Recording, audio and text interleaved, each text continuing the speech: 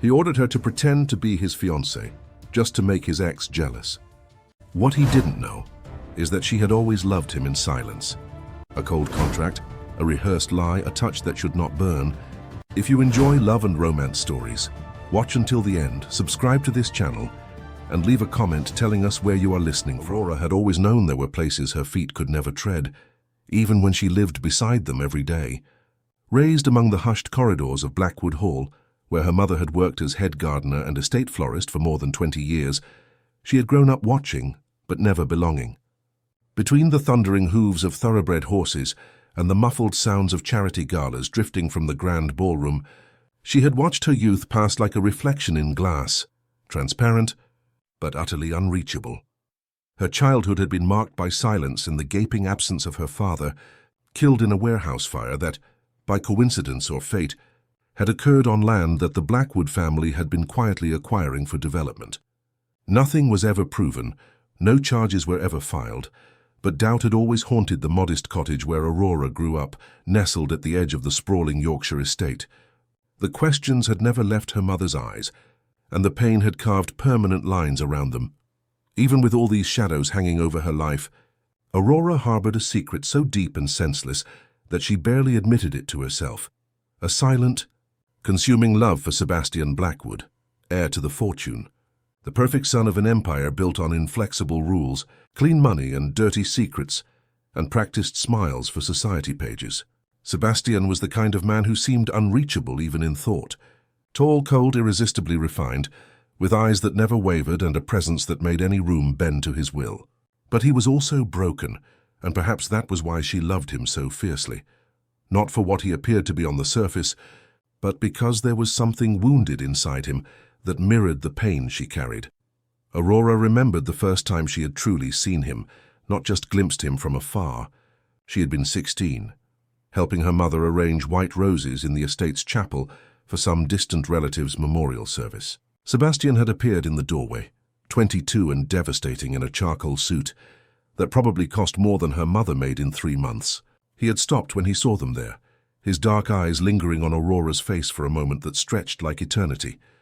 She had felt heat creep up her neck, her hands trembling as she tried to continue her work with the flowers. He had said nothing, just watched her with an intensity that made her knees weak before turning and walking away. But that look, she had carried it with her for 7 years. Now at 23, Aurora worked alongside her mother when she wasn't attending night classes at the local college, studying business administration with dreams of someday running her own small enterprise. She had grown into her beauty quietly, unaware of how the staff watched her move through the estate with unconscious grace, how visiting businessmen's eyes followed her when she crossed the courtyard with fresh flowers for the main house.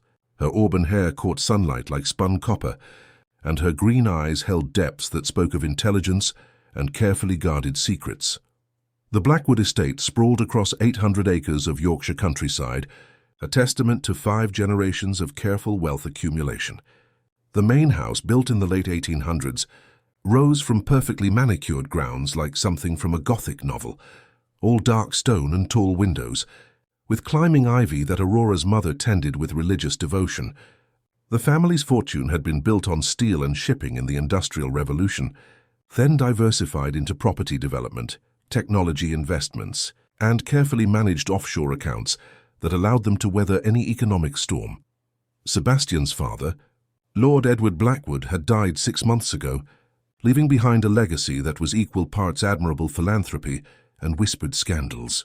The funeral had drawn half of London's elite to the Yorkshire estate, black cars snaking down the mile-long drive like a procession of ravens. Aurora had watched from her bedroom window above the gardener's cottage as Sebastian stood beside his mother at the graveside, his face a mask of appropriate grief that never quite reached his eyes. Lady Margaret Blackwood was a woman carved from ice and expectations, beautiful in the way that money could preserve and sharp in the way that power demanded. She had never spoken directly to Aurora in 23 years of shared residence on the estate, but her disapproval was a palpable thing whenever their paths crossed. Aurora was merely part of the landscape to her, useful but invisible, like the topiary hedges or the antique fountains. Sebastian himself remained an enigma wrapped in expensive fabric and cold politeness. Since inheriting the estate and the family business, he had become even more remote, spending his days in the wood-paneled study that had been his father's domain, taking meetings with men in dark suits who spoke in low voices about things Aurora could never quite overhear. Sometimes she would see him riding alone across the moors at dawn, his black horse moving like liquid shadow against the grey Yorkshire sky. Those were the moments when she glimpsed something raw beneath his polished exterior, something wild and desperate that called to her own hidden pain. The estate employed nearly 30 people full-time: groundskeepers, housekeepers, security staff, stable hands, and the small army of specialists required to maintain a property that was part family home, part historical monument, and part business headquarters.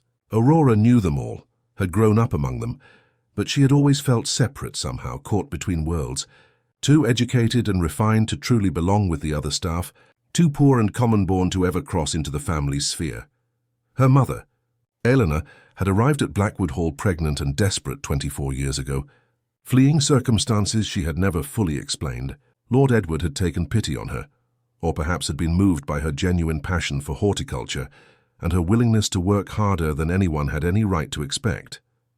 She had transformed the estate's gardens from merely impressive to absolutely breathtaking, creating living artworks that graced the pages of architectural magazines and drew visitors from across Europe. But Elena had paid a price for her sanctuary. She had aged beyond her 51 years, her hands permanently stained with soil, and her back bent from decades of careful tending.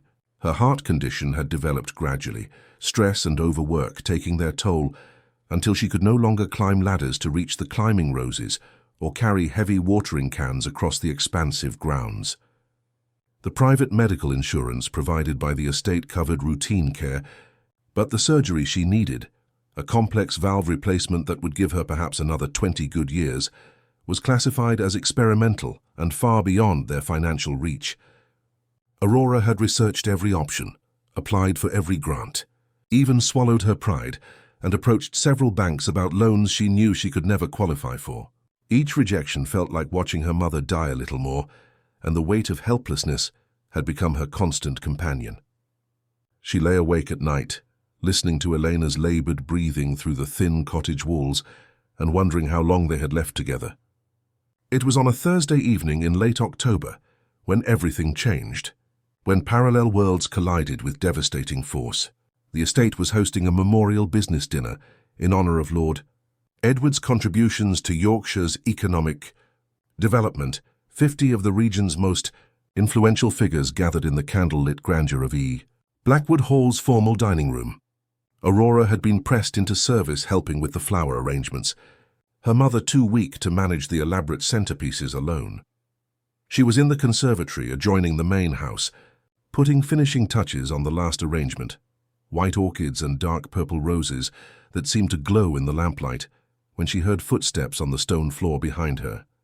She turned, expecting to see Mrs. Henderson, the head housekeeper, but instead found herself face to face with Sebastian Blackwood himself. He looked magnificent and terrible in his perfectly tailored dinner jacket, his dark hair combed back to reveal the sharp angles of his face. But there was something different about him tonight, something that made the air between them feel charged and dangerous. His usual mask of cold politeness had slipped, revealing glimpses of something raw and desperate underneath. "Miss Aurora," he said, and the sound of her name in his deep, cultured voice sent heat spiraling through her body. "I was hoping to find you." She managed to find her voice, though it came out smaller than she intended. "Is there something wrong with the arrangements, Mr. Blackwood? I can fix—" "No." He stepped closer, close enough that she could smell his cologne, something expensive and masculine that made her head spin. "The flowers are perfect. They always are." "You have your mother's gift." Aurora felt heat creep up her neck at the unexpected compliment. "Thank you, sir. I'll tell her you said so. She'll be pleased." Something flickered across his face, an emotion she couldn't quite read. "How is Eleanor? I heard she's been unwell." The question caught her off guard. In all her years at Blackwood Hall, no member of the family had ever inquired about her mother's health. "She's managing, thank you for asking." Sebastian was quiet for a long moment, his dark eyes studying her face with an intensity that made her want to hide and step closer at the same time. When he spoke again, his voice was carefully controlled. "Aurora, I have a proposition for you. A business arrangement, you might say." Her heart began to race. "I'm afraid I don't understand. I need you to do something for me. Something that would require a significant commitment of your time and your acting abilities." He paused, seeming to weigh his words carefully. "I need you to pretend to be my fiancé." The words hit her like a physical blow. For a moment, the world seemed to tilt on its axis, and she had to grip the edge of the potting table to keep from swaying. "I beg your pardon." Sebastian's expression didn't change, but she saw something flicker in his eyes, regret perhaps, or apology.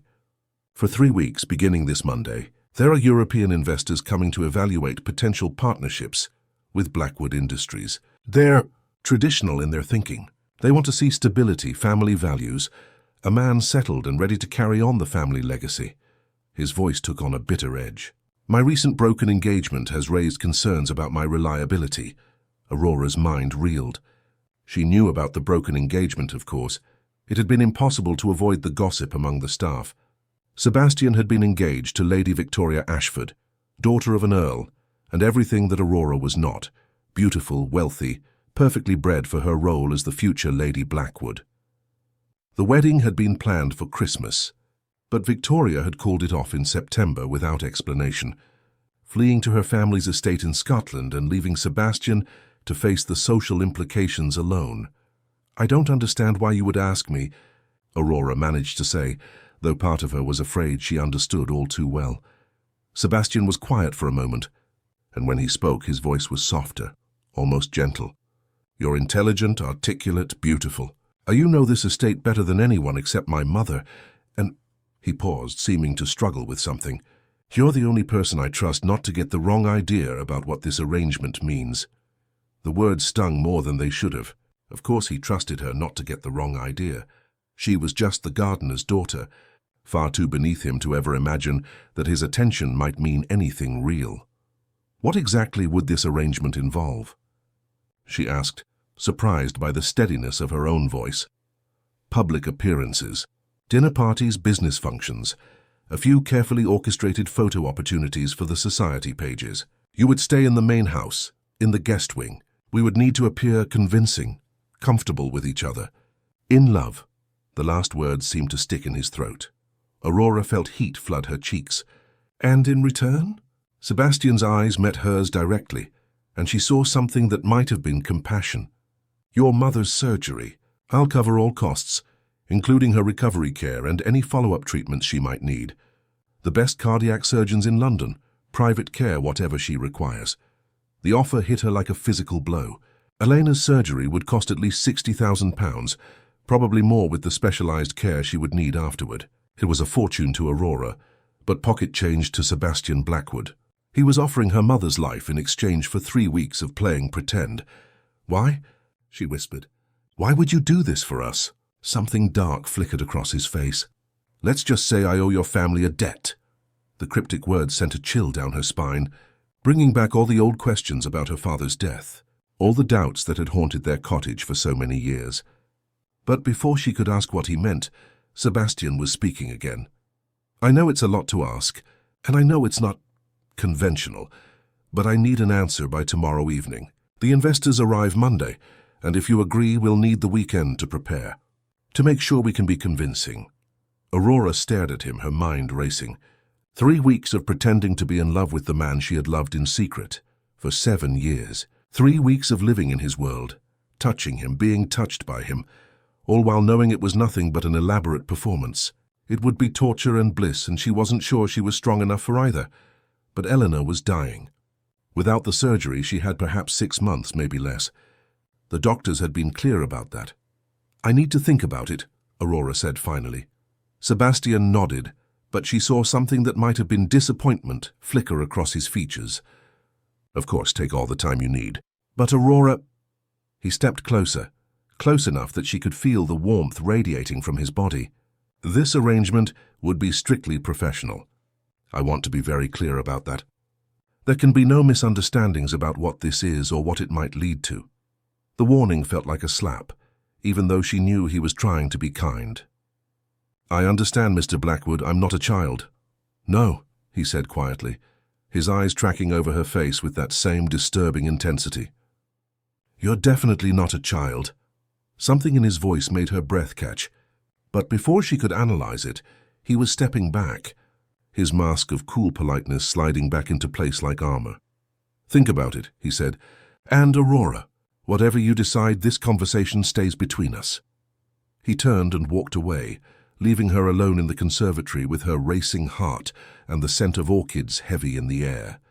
Through the windows, she could see the lights of the dinner party, could hear the distant sound of laughter and conversation from another world entirely.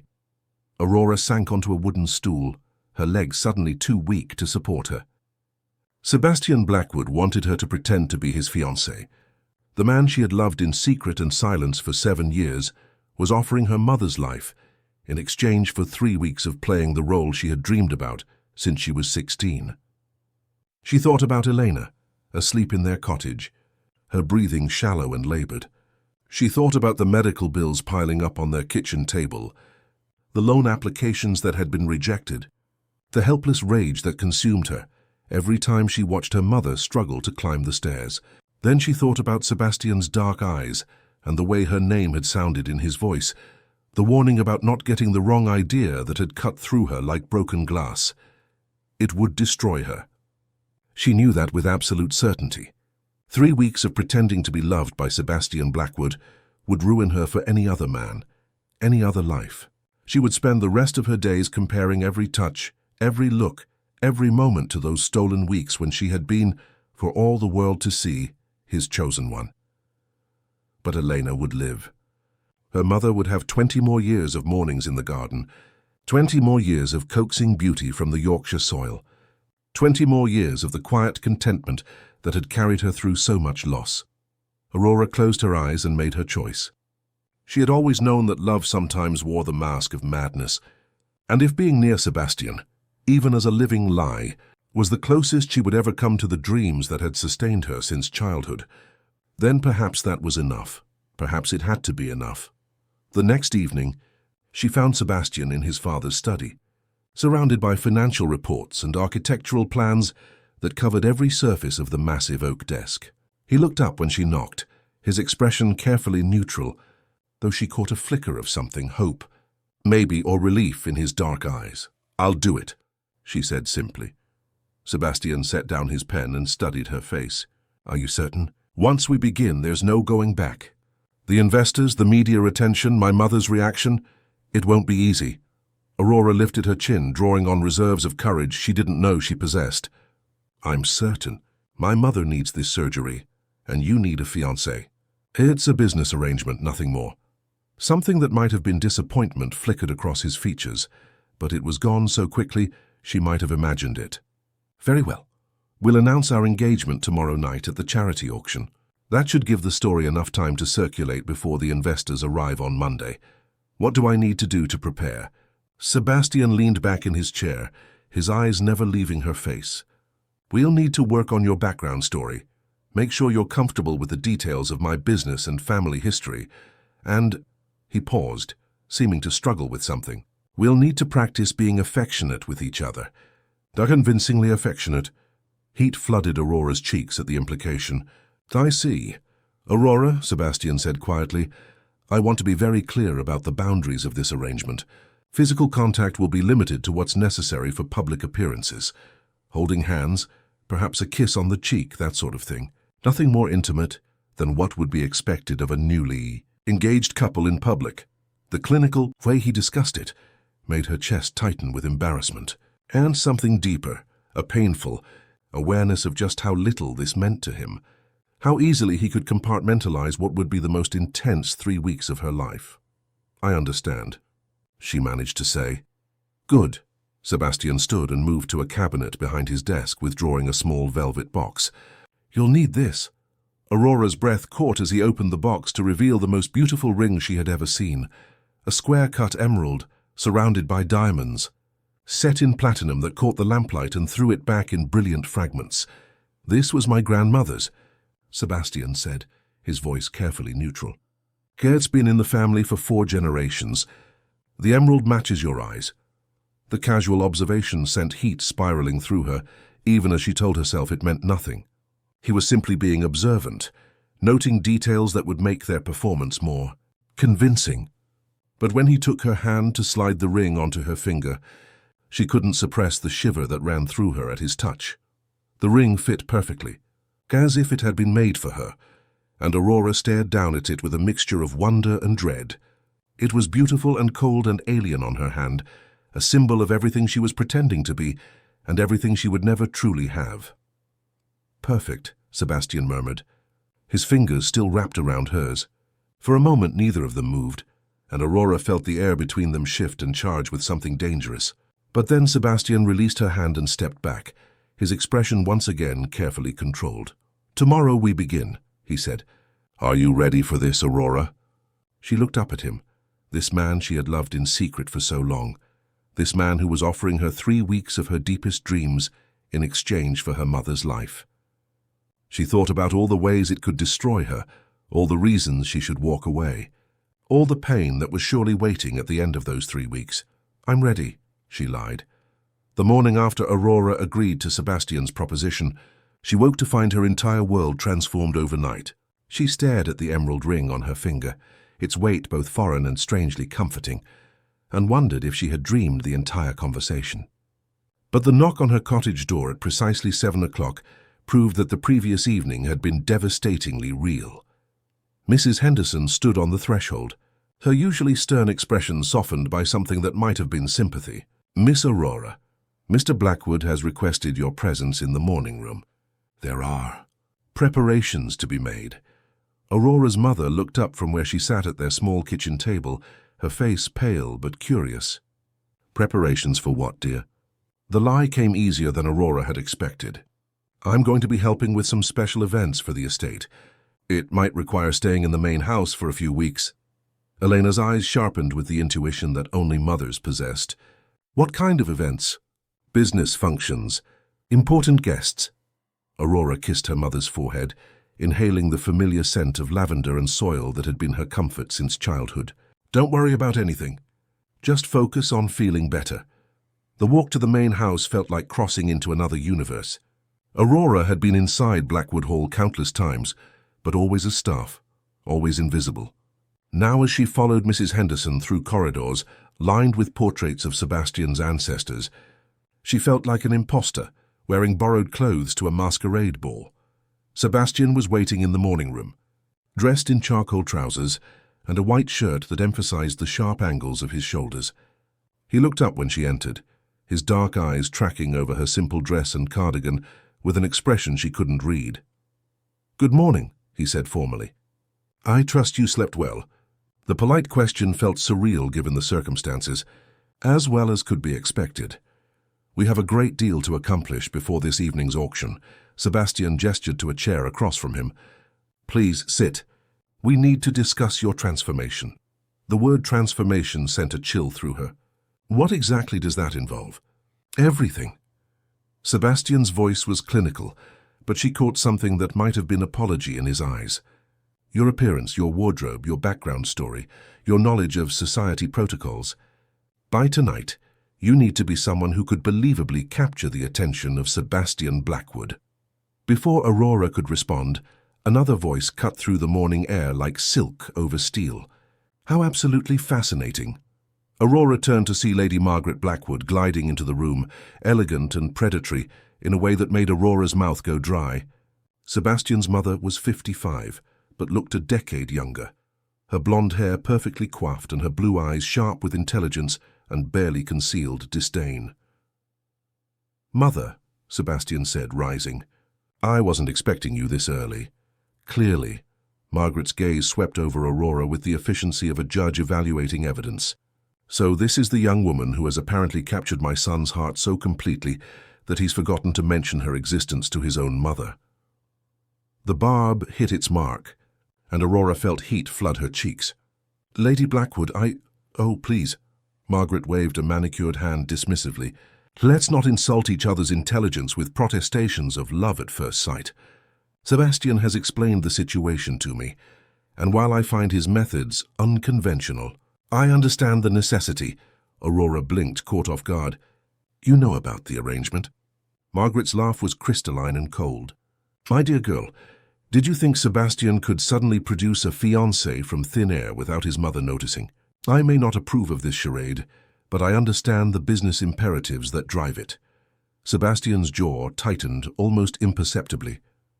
Mother, we agreed. We agreed that I would cooperate, not that I would pretend to be pleased. Margaret moved to pour herself tea from the service on the sideboard, every movement graceful and deliberate. Miss Aurora, you should understand from the beginning that while I will play my part in public, I have no intention of treating you as anything other than what you are, a temporary employee. The words stung more than they should have. Aurora lifted her chin, drawing on pride she didn't know she possessed. I wouldn't expect anything else, Lady Blackwood. Margaret's eyebrows rose slightly, as if Aurora's response had surprised her. Good. Honesty will make this considerably less tedious for all of us. Mother, Sebastian's voice carried a warning that made Aurora look at him more closely. There was tension in his shoulders, a tightness around his eyes that spoke of barely controlled anger. What? Margaret sipped her tea with studied innocence. I'm merely being clear about expectations. Miss Aurora seems intelligent enough to appreciate directness. The undercurrents between mother and son were complex and charged with years of unspoken conflict. Aurora found herself caught in the middle of something she didn't fully understand. But the protective edge in Sebastian's voice when he addressed his mother sent an unexpected thrill through her. Shall we proceed with the preparations? Sebastian asked, his tone carefully controlled. The next several hours passed in a blur of overwhelming change. A team of stylists, consultants, and personal shoppers descended on Blackwood Hall like an elegant army, transforming Aurora with an efficiency that left her reeling. Her auburn hair was cut and styled into sophisticated waves that framed her face and brought out the gold flecks in her green eyes. A makeup artist taught her techniques for enhancing her natural beauty while maintaining an air of refined elegance. A stylist evaluated her figure and coloring, taking notes that would guide the selection of an entirely new wardrobe. But it was the etiquette coach who proved most challenging. Mrs. Pemberton, a former finishing school headmistress with silver hair and eagle eyes, put Aurora through a grueling crash course in upper-class behavior. Walk as if you own the room, but never let anyone forget that you're gracious enough to share it, Mrs. Pemberton instructed, watching critically as Aurora practiced moving across the library in heels that added 4 inches to her height. Your posture is naturally good, which suggests breeding, but you hold yourself like someone who apologizes for taking up space. That must stop immediately. Aurora tried to adjust her stance, feeling awkward and artificial. This feels like playing dress-up. That's exactly what it is. Mrs. Pemberton's voice was sharp but not unkind.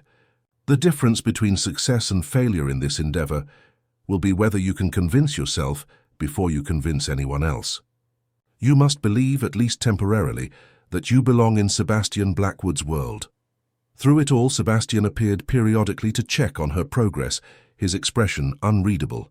Aurora caught him watching her during one of her deportment lessons, something dark and unnameable flickering in his eyes as she practiced the graceful movements that Mrs. Pemberton demanded. When their gazes met, he looked away quickly, but not before she saw something that made her heart race.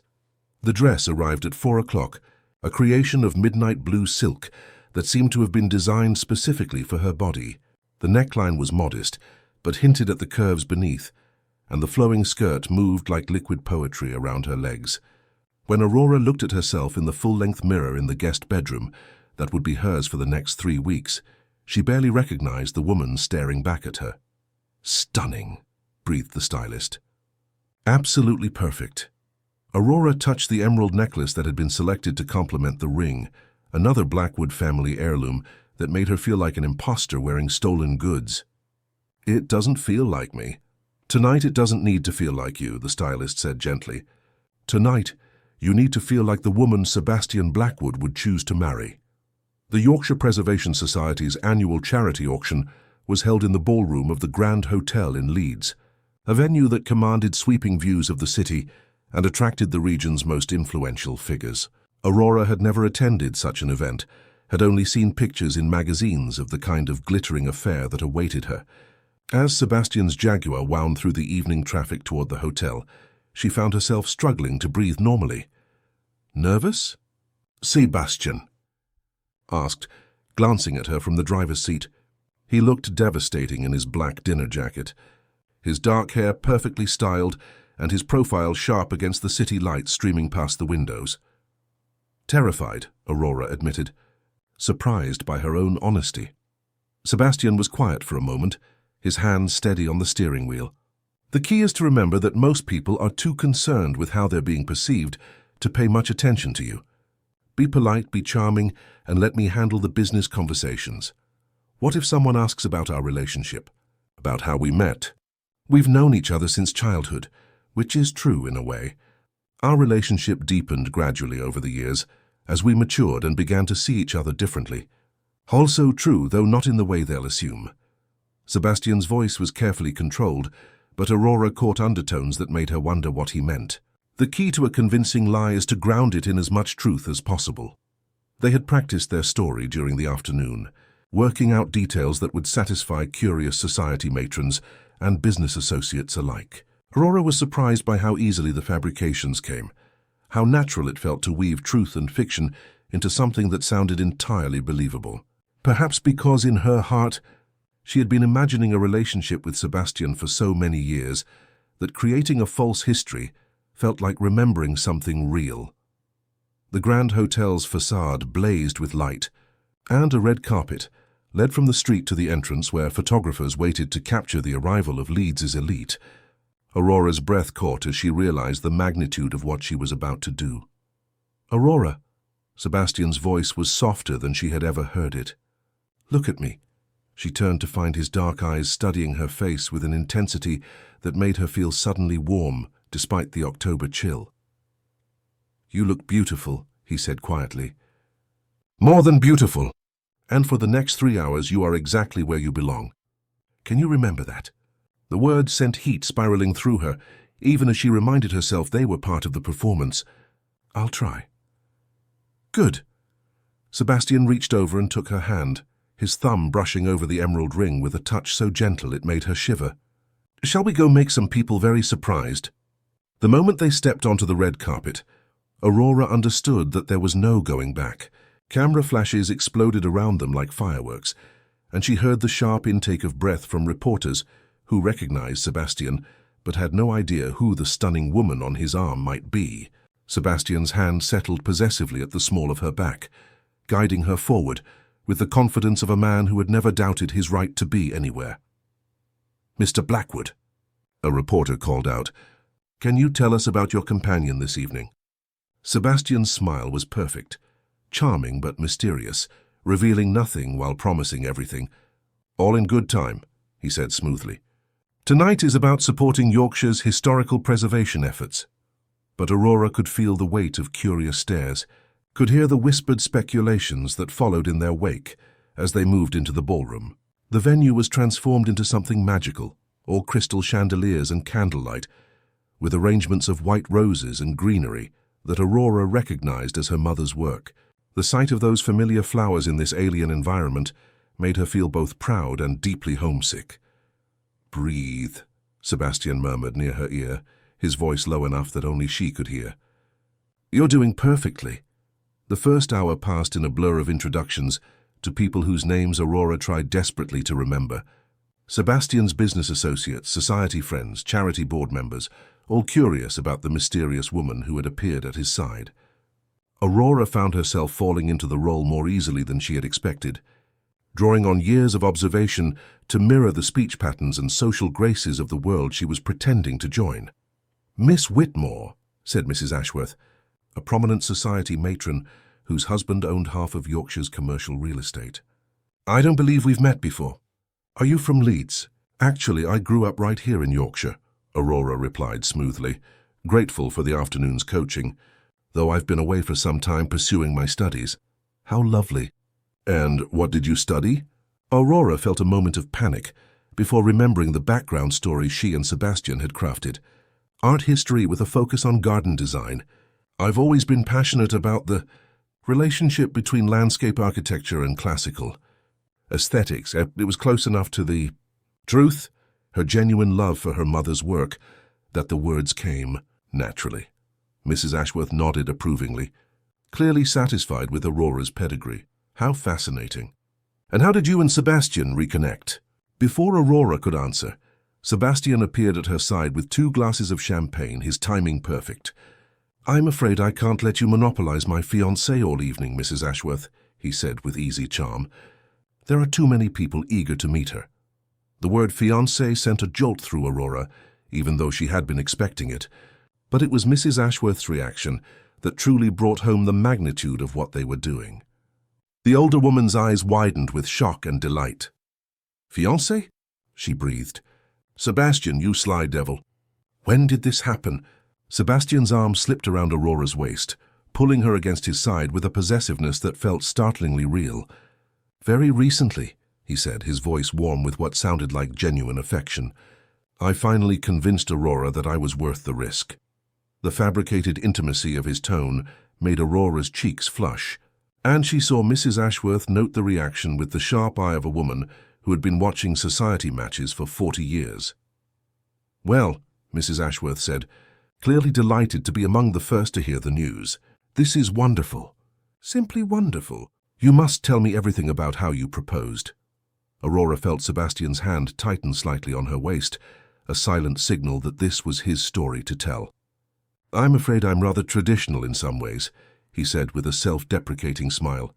"I asked Aurora's mother for her blessing first, then took Aurora to the place where we shared our first kiss years ago, down by the old stone bridge on the estate grounds. The lie was so perfectly crafted, so rich with romantic detail, that Aurora found herself almost believing it. She could picture the scene he described, could imagine how it might have felt to stand by that bridge, a place she had walked past countless times in her lonely wanderings, and hear Sebastian tell her he loved her. How romantic! Mrs. Ashworth clasped her hands together. "And the ring! My goodness, is that the Blackwood emerald?" Aurora's hand went instinctively to the ring, twisting it nervously. "It is," Sebastian insisted, "even though I told him it was too precious for everyday wear." "Nonsense," Sebastian said, his voice dropping to a more intimate register as he looked down at her. "It belongs on your finger. It always has." The words, the look, the gentle way his thumb brushed against her wrist, it all felt so real that Aurora had to remind herself forcibly that they were performing for an audience. But when she met Sebastian's eyes, she saw something there that made her wonder if the line between performance and reality was as clear as they both pretended. The evening continued in a whirlwind of congratulations, surprised exclamations, and thinly veiled curiosity about Aurora's background. She found herself rising to meet each challenge, drawing on reserves of confidence she hadn't known she possessed. Sebastian remained at her side throughout, a steady presence whose occasional touches and murmured encouragements felt more real than anything else in the glittering ballroom. It was during the auction itself that Aurora caught her first glimpse of the more dangerous waters they were navigating. Victoria Ashford appeared without warning, gliding through the crowd like a wraith in silver silk. Aurora recognized her immediately from photographs, tall, blonde, classically beautiful in the way that money and breeding could create. But there were shadows under her blue eyes, a brittleness to her smile that spoke of recent pain. "Sebastian," Victoria said, her voice cultured and cool. "How nice to see you." Aurora felt Sebastian tense beside her, his hand tightening protectively on her back. "Victoria, I heard you were back from Scotland." "Only briefly." Victoria's gaze shifted to Aurora with calculating interest. "And you must be the mysterious fiancé I've been hearing whispers about all evening." "Aurora Whitmore," Aurora said, extending her hand with more confidence than she felt. "It's lovely to meet you." Victoria's handshake was cool and brief. "How unexpected. I had heard Sebastian was swearing off marriage after our little misunderstanding." The casual cruelty of the comment hit its mark, and Aurora felt heat flood her cheeks. But before she could respond, Sebastian stepped forward, his voice deadly quiet. "Careful, Victoria. Your disappointment is showing." Something flickered across Victoria's perfect features, hurt maybe or regret. "Sebastian, Excuse us," Sebastian said curtly. "Aurora and I were just heading to our table." As he guided Aurora away, she could feel Victoria's eyes boring into her back. The encounter had lasted less than 2 minutes, but it left Aurora shaken, confronted with the reality of the woman Sebastian had been planning to marry just weeks ago. "Are you all right?" Sebastian asked once they were seated at their table near the front of the ballroom. "She's beautiful," Aurora said quietly, surprised by the jealousy that twisted in her chest. Sebastian was quiet for a moment, his dark eyes studying her face.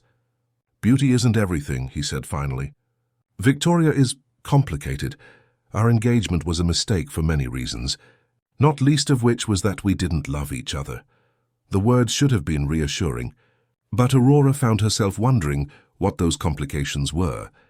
What had driven Victoria to break an engagement to one of Yorkshire's most eligible bachelors just weeks before their wedding? The auction proceeded with practiced efficiency, raising impressive sums for historical preservation projects throughout the region.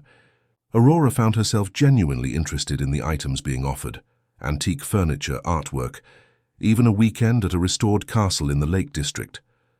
When a collection of rare botanical prints came up for bidding, she leaned forward with real enthusiasm. "Those are beautiful," she murmured to Sebastian. "The detail work is extraordinary." Sebastian glanced at her, something shifting in his expression. Without warning, he raised his paddle. "Sebastian, what are you doing?" Aurora whispered. "They're already at £3,000. 4,000, Sebastian called out calmly. The bidding continued, climbing steadily as other collectors recognized the quality of the prints. Aurora watched in fascination and growing horror as the price rose to heights that seemed astronomical to her. When Sebastian finally won the collection for £8,000, she turned to stare at him in shock. "You just spent £8,000 on botanical prints," she said. "I spent £8,000 on something that made your eyes light up," Sebastian replied quietly. "Consider them an engagement gift." The casual way he said it, as if such gestures were perfectly normal, reminded Aurora of the vast gulf between their worlds. £8,000 was more than her mother made in 2 years, spent on a whim because Aurora had shown interest in something beautiful. "I can't accept them," she said. "They're far too expensive." "They're yours," Sebastian said with quiet finality. "What's the point of having money if you can't use it to make someone happy?" The words sent a dangerous warmth through her, and Aurora found herself struggling to remember that this was all performance, that Sebastian's apparent generosity was part of their business arrangement. But when she looked at him, she saw something in his eyes that made her wonder if he was having the same problem distinguishing between what was real and what was pretense. The evening was winding down when disaster struck in the form of James Blackwood, Sebastian's cousin and the family's most notorious black sheep. James appeared at their table during dessert, clearly drunk and spoiling for trouble. "Well, well," James drawled, swaying slightly as he leaned against Aurora's chair. "If it isn't Sebastian and his mysterious new fiancée. Tell me, darling," he said, addressing Aurora directly, "what's it like warming a bed that Victoria Ashford just vacated?" The vulgar comment sent shocked silence rippling through the nearby tables. Aurora felt her face burn with humiliation, but before she could respond, Sebastian was on his feet, his face deadly calm in a way that was somehow more frightening than anger would have been. "James," Sebastian said quietly, "you're drunk. Go home." "Am I?" James laughed, the sound ugly and sharp. "Or am I just asking the questions everyone else is too polite to voice? Come now, Sebastian. Surely you don't expect us to believe that love has struck you down like lightning. Not when we all know your heart was broken so recently by dear Victoria's sudden departure." Aurora could feel the attention of the entire ballroom focusing on their table, could sense the delicious scandal brewing in whispered conversations throughout the room. This was exactly the kind of scene that could destroy Sebastian's carefully constructed reputation. The kind of public humiliation that business partners would remember when making decisions about trust and reliability. But as she sat there, frozen by embarrassment and uncertainty, she felt something unexpected rise within her. Not just hurt or anger, but a fierce protective instinct that surprised her with its intensity. This man she had agreed to help, this complicated, damaged man who had offered her mother's life in exchange for 3 weeks of pretense, didn't deserve to be humiliated by his own family. Aurora stood slowly, drawing on every lesson Mrs. Pemberton had drilled into her that afternoon, every observation she had made of the women in this room over the course of the evening. When she spoke, her voice was clear and carrying, pitched to reach the ears that were straining to hear. "You're right, James," she said, her tone conversational but with steel underneath. Love can strike like lightning, but it can also grow slowly over years, until one day you wake up and realize that the person you've been taking for granted is actually the other half of your soul. She turned to Sebastian, letting all the love she had hidden for so many years show in her eyes, knowing that in this moment, at least, she didn't have to pretend. "Sebastian and I have known each other since we were children," she continued, her voice warm with genuine emotion. "We grew up together, became friends, and eventually became something more. The timing wasn't always right, and there were obstacles to overcome, but some things are worth waiting for." She reached up to touch Sebastian's face, her fingers gentle against his cheek. "Some people are worth waiting for." The silence that followed her words was complete and electric. Aurora could see surprise and something deeper flickering across Sebastian's features, could feel the shift in the room's atmosphere as her quiet dignity diffused James's crude attack. "How lovely," Victoria's voice cut through the silence like a blade. She had appeared beside their table without anyone noticing, her smile sharp and dangerous. How absolutely lovely to see true love triumph over all obstacles. There was something in Victoria's tone, something that made Aurora's blood run cold, with the certainty that the other woman's words carried a threat, hidden beneath their sweet surface. But before she could analyze it further, Sebastian was taking her hand, his fingers warm and steadying around hers. "Indeed," he said, his voice carrying clearly across the suddenly quiet ballroom. "True love does have a way of conquering all obstacles." As the evening finally ended, and they made their way back to Sebastian's car, Aurora found herself drained by the emotional intensity of the past few hours. She had successfully navigated her first public appearance as Sebastian's fiancée, had deflected James's cruel attack and Victoria's veiled threats, had played her part so convincingly that she almost believed it herself. But as Sebastian drove them back through the dark Yorkshire countryside toward Blackwood Hall, she couldn't shake the feeling that they had crossed a line tonight, that the careful boundaries between performance and reality had become dangerously blurred. The way Sebastian had looked at her when she defended him, the gentleness in his touch, the £8,000 he had spent on botanical prints because they made her eyes light up, none of it felt like mere pretense anymore. "You were magnificent tonight," Sebastian said quietly, his voice cutting through her troubled thoughts. "I couldn't have asked for a more convincing performance." The word performance hit her like cold water, reminding her of exactly what this was and what it could never be. "Thank you," she managed to say. "I hope it was enough to satisfy your business associates." It was more than enough. Sebastian glanced at her, his profile sharp against the dashboard lights. "Aurora, about what James said—" "It doesn't matter," she interrupted, not wanting to hear him apologize for his cousin's cruelty, or worse, explain that there had been truth in the ugly words. "It's part of the job, isn't it? Dealing with people who don't think I belong in your world." Sebastian was quiet for a long moment. "Is that what you think? That you don't belong?" The question caught her off guard with its apparent sincerity. "Don't I?" "No," Sebastian said softly. "Tonight, watching you handle yourself with such grace and dignity, seeing the way you commanded that room when you defended our relationship, you belong there more than most of the people who were born to it." The words sent dangerous warmth through her, and Aurora had to remind herself that Sebastian was an accomplished actor in his own right. That charm and persuasion were tools of his trade. But when she looked at him, she saw something in his eyes that made her heart race with possibility and terror in equal measure. "Sebastian," she began, not sure what she wanted to say. "We should get some rest," he said, cutting her off before she could voice the dangerous thoughts crowding her mind. "Tomorrow the real work begins. The European investors arrive on Monday, and we need to be ready for them." As they pulled into the circular drive of Blackwood Hall, Aurora caught sight of the light still glowing in her mother's cottage, and felt the weight of reality settling around her like a familiar coat. This was her real world, the cottage, the modest life, the constant worry about money and Elena's health. The ballroom, the emerald ring, the man beside her who had spent £8,000 on a whim. All of that was temporary, a beautiful dream that would end in just over 2 weeks. But as Sebastian walked her to the main house, his hand warm and steady on the small of her back, Aurora couldn't shake the dangerous hope that perhaps, just perhaps, some dreams were strong enough to survive the dawn. Aurora woke on Monday morning in a bed that cost more than her mother's annual salary, wrapped in Egyptian cotton sheets that felt like silk against her skin. The guest room Sebastian had assigned her was larger than the entire ground floor of their cottage, decorated in soft blues and creams that complemented the Edwardian architecture of Blackwood Hall. Through the tall windows, she could see the estate grounds stretching toward the horizon. Her mother's gardens a masterpiece of color and design even in the autumn light. But luxury couldn't quiet the anxiety that had kept her tossing through the night. Today, the European investors would arrive, and the real test of her performance would begin.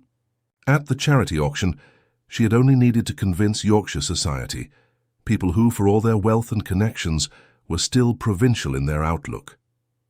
The men coming today represented old money, continental sophistication, and business acumen that had been refined over centuries. They would be looking for weaknesses, inconsistencies, any sign that Sebastian Blackwood was not the stable, reliable partner they needed. A soft knock interrupted her troubled thoughts. "Come in," she called, expecting to see Mrs. Henderson with breakfast or instructions from Sebastian. Instead, her mother appeared in the doorway, carrying a tea service and wearing an expression of barely contained curiosity. Eleanor looked better than she had in weeks. The prospect of her surgery, now assured thanks to Sebastian's promise, had brought color back to her cheeks and hope to her eyes. "Mum," Aurora said, sitting up quickly, "what are you doing here? You should be resting." "Nonsense." Eleanor set the tea tray on the bedside table and settled into the upholstered chair beside the window. "I wanted to see how you were settling in, and to hear the truth about what's really happening here." Aurora's heart lurched.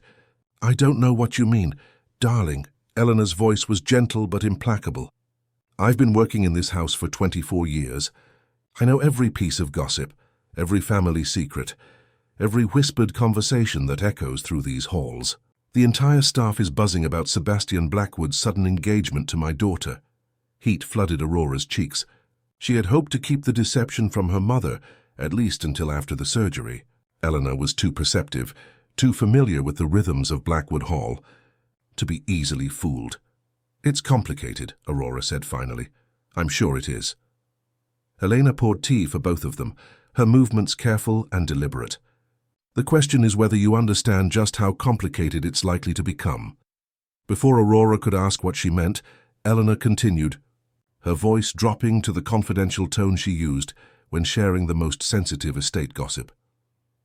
"There are things about this family that you don't know, Aurora. Things that your father discovered shortly before he died." The words hit Aurora like ice water. "What are you talking about?" Helena was quiet for a long moment, staring out at the gardens she had tended for more than 2 decades. When she spoke, her voice carried the weight of long-held secrets. "Your father wasn't just a maintenance worker, as I've always told you. He was an investigative journalist, working on a story about land acquisition irregularities in Yorkshire. The warehouse fire that killed him wasn't an accident, Aurora. He was murdered because he discovered something that powerful people wanted to keep hidden." The room seemed to tilt around Aurora. She set down her teacup with shaking hands, unable to process what her mother was telling her. "Murdered. But the police said what they were told to say." Elena's voice was bitter with old pain. Your father had been investigating a pattern of suspicious fires, properties purchased at below-market prices after convenient accidents destroyed the original structures. He discovered that several prominent families, including the Blackwoods, were involved in what amounted to insurance fraud and illegal land speculation on a massive scale. Aurora felt sick. Sebastian's family, Lord Edward specifically, along with Victoria Ashford's father, the Earl of Whitmore, and several other landed families who needed cash to maintain their estates. Eleanor reached into her cardigan pocket and withdrew a small key. "Your father hid his research. I've kept it safe all these years, waiting for the right time to act on it." The key was old brass, worn smooth by handling. Aurora stared at it as if it might bite her. "Where?" "Safety deposit box in Leeds. Everything your father discovered is there. Documents, photographs, recorded conversations. Enough evidence to bring down half the Yorkshire establishment." Elena pressed the key into Aurora's palm, her fingers cold and urgent. "I never acted on it because I was afraid, because you were just a baby and I had nowhere else to go. But now Now what? Now my daughter is pretending to be engaged to the son of the man who killed her father.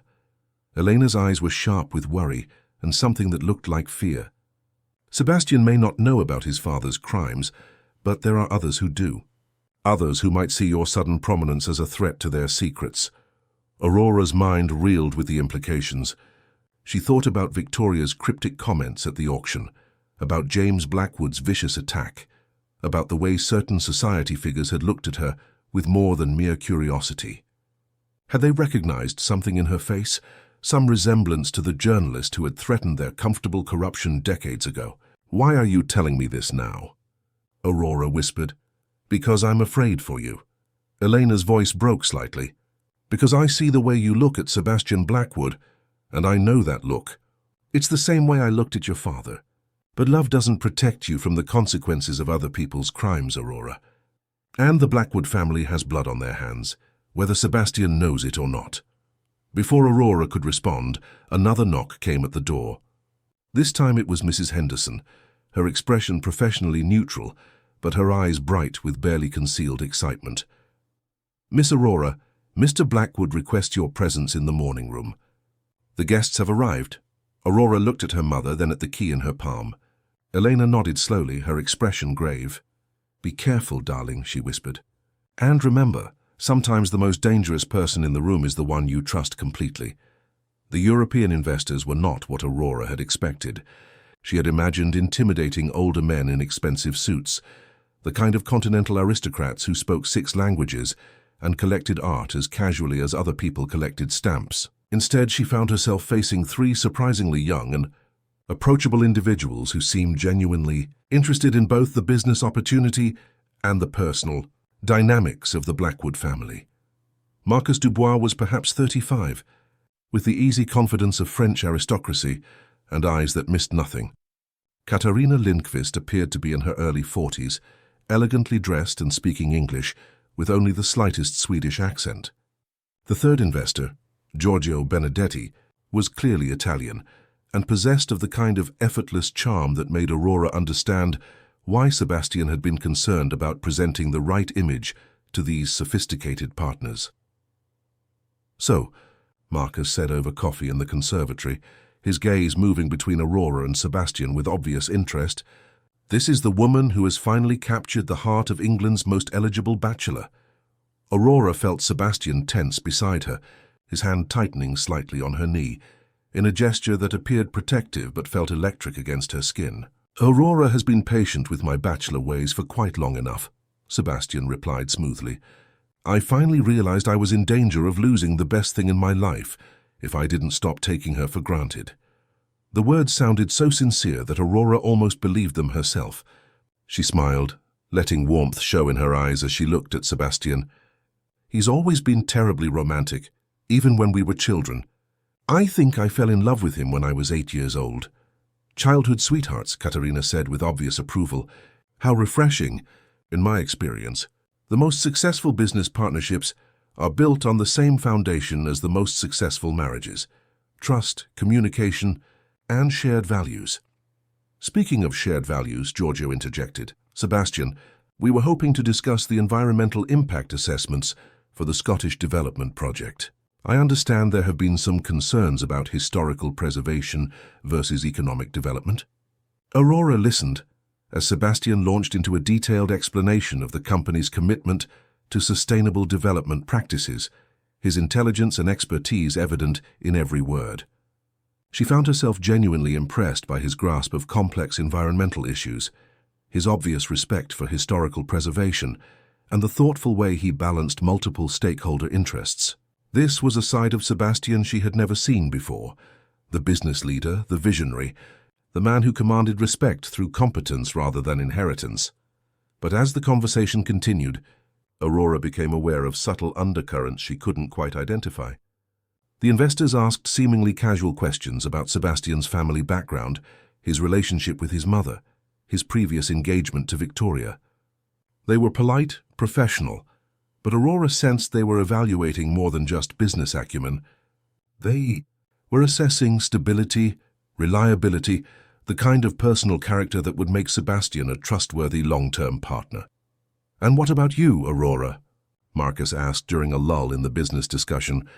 "Sebastian tells us you studied art history. Do you have any interest in the business side of things?" The question caught her off guard. She and Sebastian hadn't discussed how to handle inquiries about her role in his professional life. "I find the historical preservation aspects fascinating," she said carefully. "There's something beautiful about finding ways to honor the past while building for the future." "Beautifully put," Katerina said with genuine warmth. "And I imagine your perspective will be valuable as Sebastian expands into more heritage-sensitive markets." Sebastian's hand found hers, his fingers interlacing with hers in a gesture that sent heat racing up her arm. "Aurora has excellent instincts," he said, his voice carrying an undertone of pride that made her heart skip. "She sees possibilities that others miss." The praise felt more real than it should have, and Aurora found herself struggling to maintain the careful distance she had been trying to preserve. Every time Sebastian looked at her, every casual touch, every word of apparent affection, was making it harder to remember that this was all performance. Lunch was served in the formal dining room, a room Aurora had seen countless times while helping her mother with flower arrangements, but had never actually dined in. The table could seat 20, but today it was set for just 5, creating an atmosphere of intimacy that belied its grand proportions. Aurora recognized her mother's work in the subtle floral arrangements that graced the sideboard, autumn roses and trailing ivy that brought warmth to the formal space. The conversation ranged from business to politics to art, and Aurora found herself holding her own better than she had dared hope. Mrs. Pemberton's crash course in social graces was serving her well, but more than that, she realized she genuinely enjoyed the intellectual challenge of keeping up with these sophisticated, well-educated people. It was Giorgio who brought up the subject that made Aurora's blood run cold. "I have to admit," he said over the main course, "when we first heard about your sudden engagement, we were a bit concerned about the timing. Coming so soon after your previous engagement ended, and with Victoria's father being such an important figure in Yorkshire business circles." Sebastian's fork paused halfway to his mouth, and Aurora felt tension radiating from him like heat. "I'm not sure what you're implying, Giorgio." "Nothing untoward," Giorgio said quickly. "It's just that in our business, timing is everything. We want to be sure that personal decisions aren't being driven by external pressures." Aurora realized with growing horror that the investors knew something, that they were probing for information about Sebastian's relationship with Victoria and the circumstances surrounding its end. She thought about what her mother had told her that morning, about the web of corruption that might still have living participants, people who would want to ensure their secrets remained buried. "I understand your concerns," Aurora said, her voice steady despite the anxiety churning in her stomach. "But I can assure you that our engagement has nothing to do with Sebastian's previous relationship or any external pressures. We've simply reached a point in our lives where we're ready to commit to each other." She turned to Sebastian, letting all the love she had hidden for so many years show in her eyes. It wasn't hard to do. The feelings were real, even if the relationship wasn't. Sebastian could have married anyone, she continued softly. Titled ladies, wealthy heiresses, women who could have brought him business connections or social advantages. But he chose me just as I chose him, because some connections run deeper than convenience or strategy. Sebastian's eyes darkened as he looked at her, and for a moment, the air between them crackled with something that felt devastatingly real. "Aurora is right," he said quietly. "I've learned that life is too short to waste time on relationships that don't matter. When you find someone who truly understands you, who sees past all the surfaces to who you really are, you don't let that person go." The sincerity in his voice made Aurora's chest tighten with longing and desperation. How could he sound so convincing when she knew he was acting? How could he look at her with such apparent tenderness when she was nothing more than a temporary solution to his business problems? But the investors seemed satisfied with their explanations. The conversation moved on to safer topics, and the rest of the meal passed without incident. It was only when they were having coffee in the library that Aurora noticed Marcus watching her with particular intensity. "Aurora," he said during a moment when Sebastian was deep in conversation with the other 2 investors, "might I have a private word with you?" Alarm bells went off in Aurora's head, but she couldn't refuse without seeming rude. "Of course." Marcus guided her to a quiet corner of the library, near a window that overlooked the estate grounds. For a moment, they both looked out at the carefully maintained landscape, the gardens where Aurora's mother had spent her life creating beauty for others to enjoy. "You're not what I expected," Marcus said finally. "I'm not sure what you mean. When we heard about Sebastian's sudden engagement, we did some research. Background checks, you understand. It's standard practice when entering into significant business relationships." Marcus's voice was gentle but implacable. "We couldn't find much information about you, Aurora. No social media presence, no mention in society pages, no record of any previous connection to Sebastian beyond your mother's employment on the estate." Aurora's mouth went dry. "I value my privacy, of course, but it did make us curious." Marcus turned to look at her directly, his expression kind but searching. "There's something about you, Aurora. Something in your eyes, perhaps, or the way you carry yourself. You remind me of someone, though I can't quite place who." The words sent ice through Aurora's veins. Could Marcus have known her father? Could he have some connection to the journalists and business figures who had been investigating the land acquisition scheme 24 years ago? "I have one of those faces, I suppose," she said, proud of how steady her voice sounded. Marcus smiled, but his eyes remained sharp. "Perhaps. Or perhaps there are more connections in this world than any of us realize." Before Aurora could ask what he meant, Sebastian appeared at her side. His expression carefully controlled, but his body language protective. "I hope Marcus isn't interrogating my fiancée too thoroughly," Sebastian said with a lightness that didn't reach his eyes.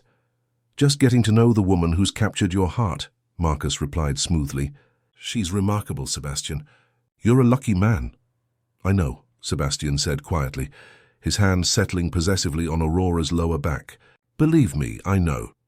The investors left in the late afternoon, expressing enthusiasm for the business partnership and warm congratulations on Sebastian and Aurora's engagement. But as their cars disappeared down the long drive, Aurora found herself shaken by the day's revelations and undercurrents. She was walking back toward the house when Sebastian caught up with her, his expression troubled. "What did Marcus say to you in the library?" he asked without preamble. Aurora hesitated. How much should she tell him? How much did he already know about his family's dark history? "He said I reminded him of someone," she said finally. "That there was something familiar about me." Sebastian was quiet for a long moment, his dark eyes studying her face with an intensity that made her want to hide and move closer at the same time. "Aurora," he said slowly, "there's something I need to tell you. Something about your father." The words hit her like a physical blow. "What about my father?" "I know who he was, what he was investigating when he died." Sebastian's voice was heavy with something that might have been regret or guilt. "I've known since I was 18, when I found my father's private papers after his first heart attack." Aurora stared at him, feeling the world tilt around her. "You knew? All this time, you knew?" "I know that Robert Whitmore was an investigative journalist. I know that he was researching land acquisition irregularities involving several Yorkshire families, including mine. And I know that his death wasn't an accident." The confirmation of her mother's revelations should have been shocking, but instead, Aurora felt a strange sense of relief. At least now she knew where she stood. At least the pretense was dropping away. "Did you kill him?" she asked quietly. "No." Sebastian's voice was sharp with something that sounded like pain. "But my father might have. And I've been living with that knowledge for 12 years. Aurora closed her eyes, trying to process everything. "Is that why you asked me to do this? Some kind of guilty conscience?" "No." Sebastian stepped closer, close enough that she could smell his cologne, could feel the warmth radiating from his body. "I asked you because I needed a convincing fiancé, and you were the only person I could trust not to complicate things with genuine emotions." The words stung more than they should have. "How's that working out for you?" Sebastian was quiet for so long that Aurora opened her eyes to find him looking at her with an expression she couldn't read. "It's not," he said, softly, "because somewhere along the way this stopped being about business, at least for me." The admission hung in the air between them, dangerous and electric. Aurora felt her heart race as she searched his face for some sign that he was still acting, still playing his part in their elaborate charade. "Sebastian, "I know this complicates everything," he said, his voice rough with emotion. "I know it violates every boundary we established. But I can't pretend anymore that what I feel for you is fake."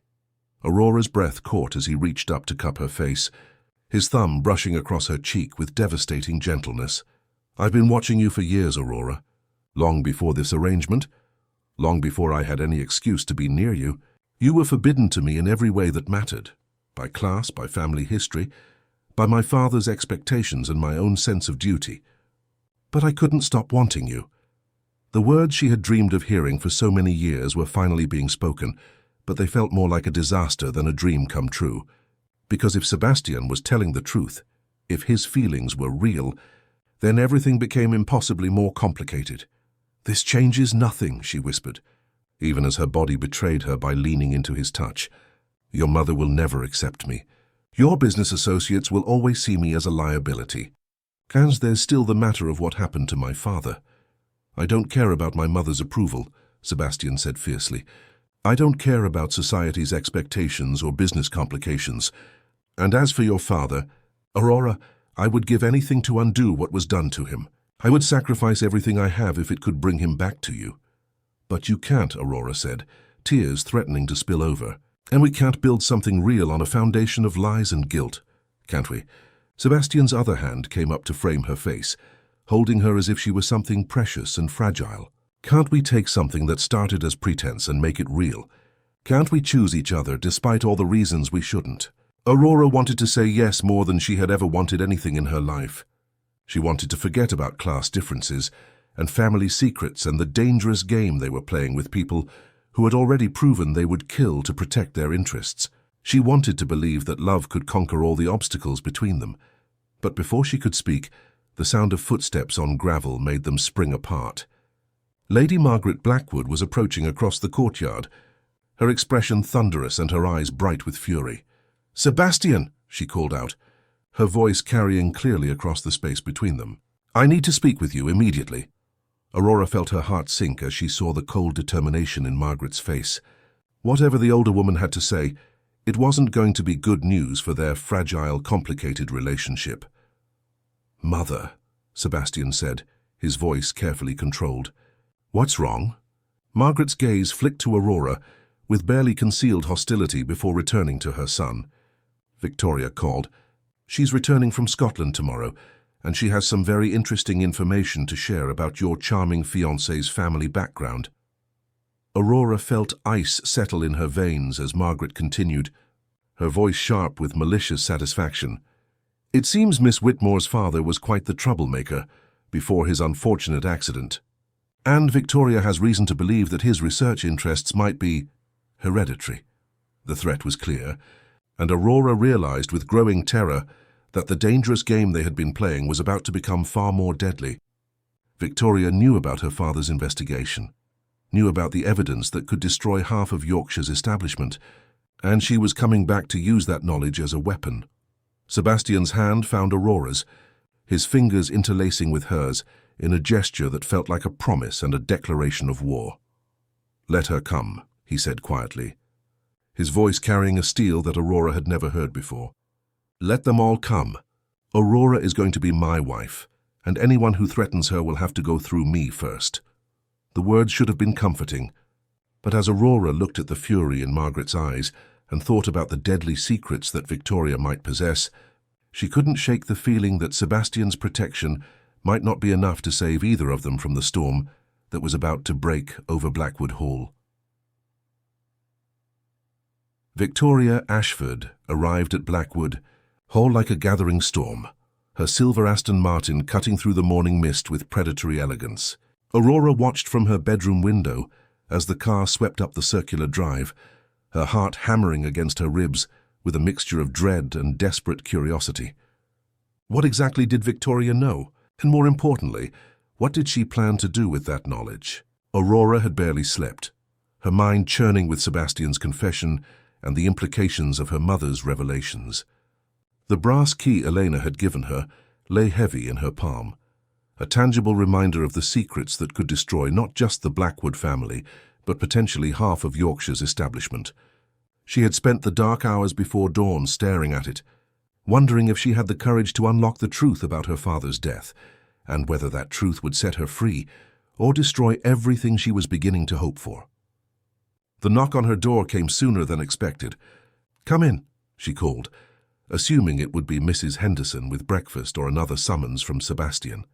Instead, Victoria Ashford glided into the room as if she owned it, looking effortlessly elegant in a cream-colored cashmere coat and knee-high boots that probably cost more than Aurora made in 6 months.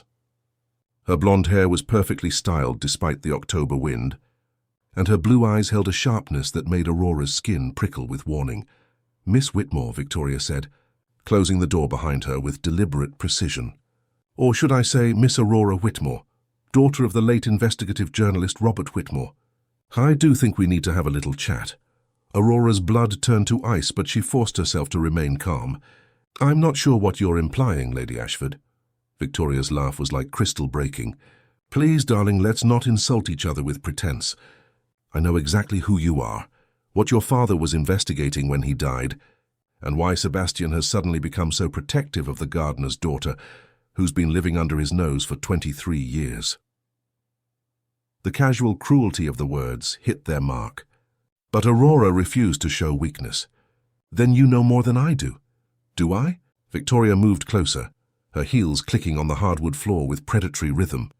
"Then perhaps you'd be interested to learn that your father's death wasn't the random tragedy you've been led to believe. Perhaps you'd like to know that he was getting close to exposing a land development scheme that involved not just the Blackwoods, but my own family as well." Aurora's breath caught, but she forced her voice to remain steady. "That's a serious accusation." "It's also the truth." Victoria reached into her coat pocket and withdrew a manila envelope, thick with documents. "Your father was thorough, I'll give him that. Bank records, property transfers, insurance claims, all meticulously documented and cross-referenced. He had enough evidence to send a dozen prominent families to prison." The envelope seemed to burn in Victoria's manicured hands. Aurora stared at it, her mind racing with possibilities and dangers in equal measure. "What do you want?" Aurora asked quietly. Victoria's smile was sharp and beautiful and deadly. "What I've always wanted, to protect the people I care about from their own mistakes. My father made terrible choices 24 years ago, choices that could destroy everything our family has built over centuries. Sebastian's father was equally complicit, equally vulnerable to exposure. So you're here to threaten me into silence?" "On the contrary." Victoria set the envelope on the bedside table, well within Aurora's reach. "I'm here to give you the choice that your father never had. You can take those documents, disappear quietly from Sebastian's life, and never speak of what you've learned. In return, I'll ensure that your mother receives the finest cardiac care available, in Switzerland if necessary, with a generous settlement that will guarantee her comfort for the rest of her life." Aurora felt sick as the full scope of Victoria's offer became clear. "And if I refuse?" "Then those documents become public. Your father's murder is exposed, along with the names of everyone involved. The Blackwood Empire collapses, taking Sebastian down with it. My own family faces criminal charges and social ruin. And you, my dear, will have the satisfaction of justice served, at the cost of destroying the man you love." The words hit Aurora like physical blows. Victoria had trapped her in an impossible choice: justice for her father or protection for Sebastian. Love or revenge, truth or mercy. "You're assuming I love him," Aurora managed to say. Victoria's expression softened slightly, and for a moment Aurora glimpsed something that might have been genuine sympathy. "Oh, darling, it's written all over your face every time you look at him.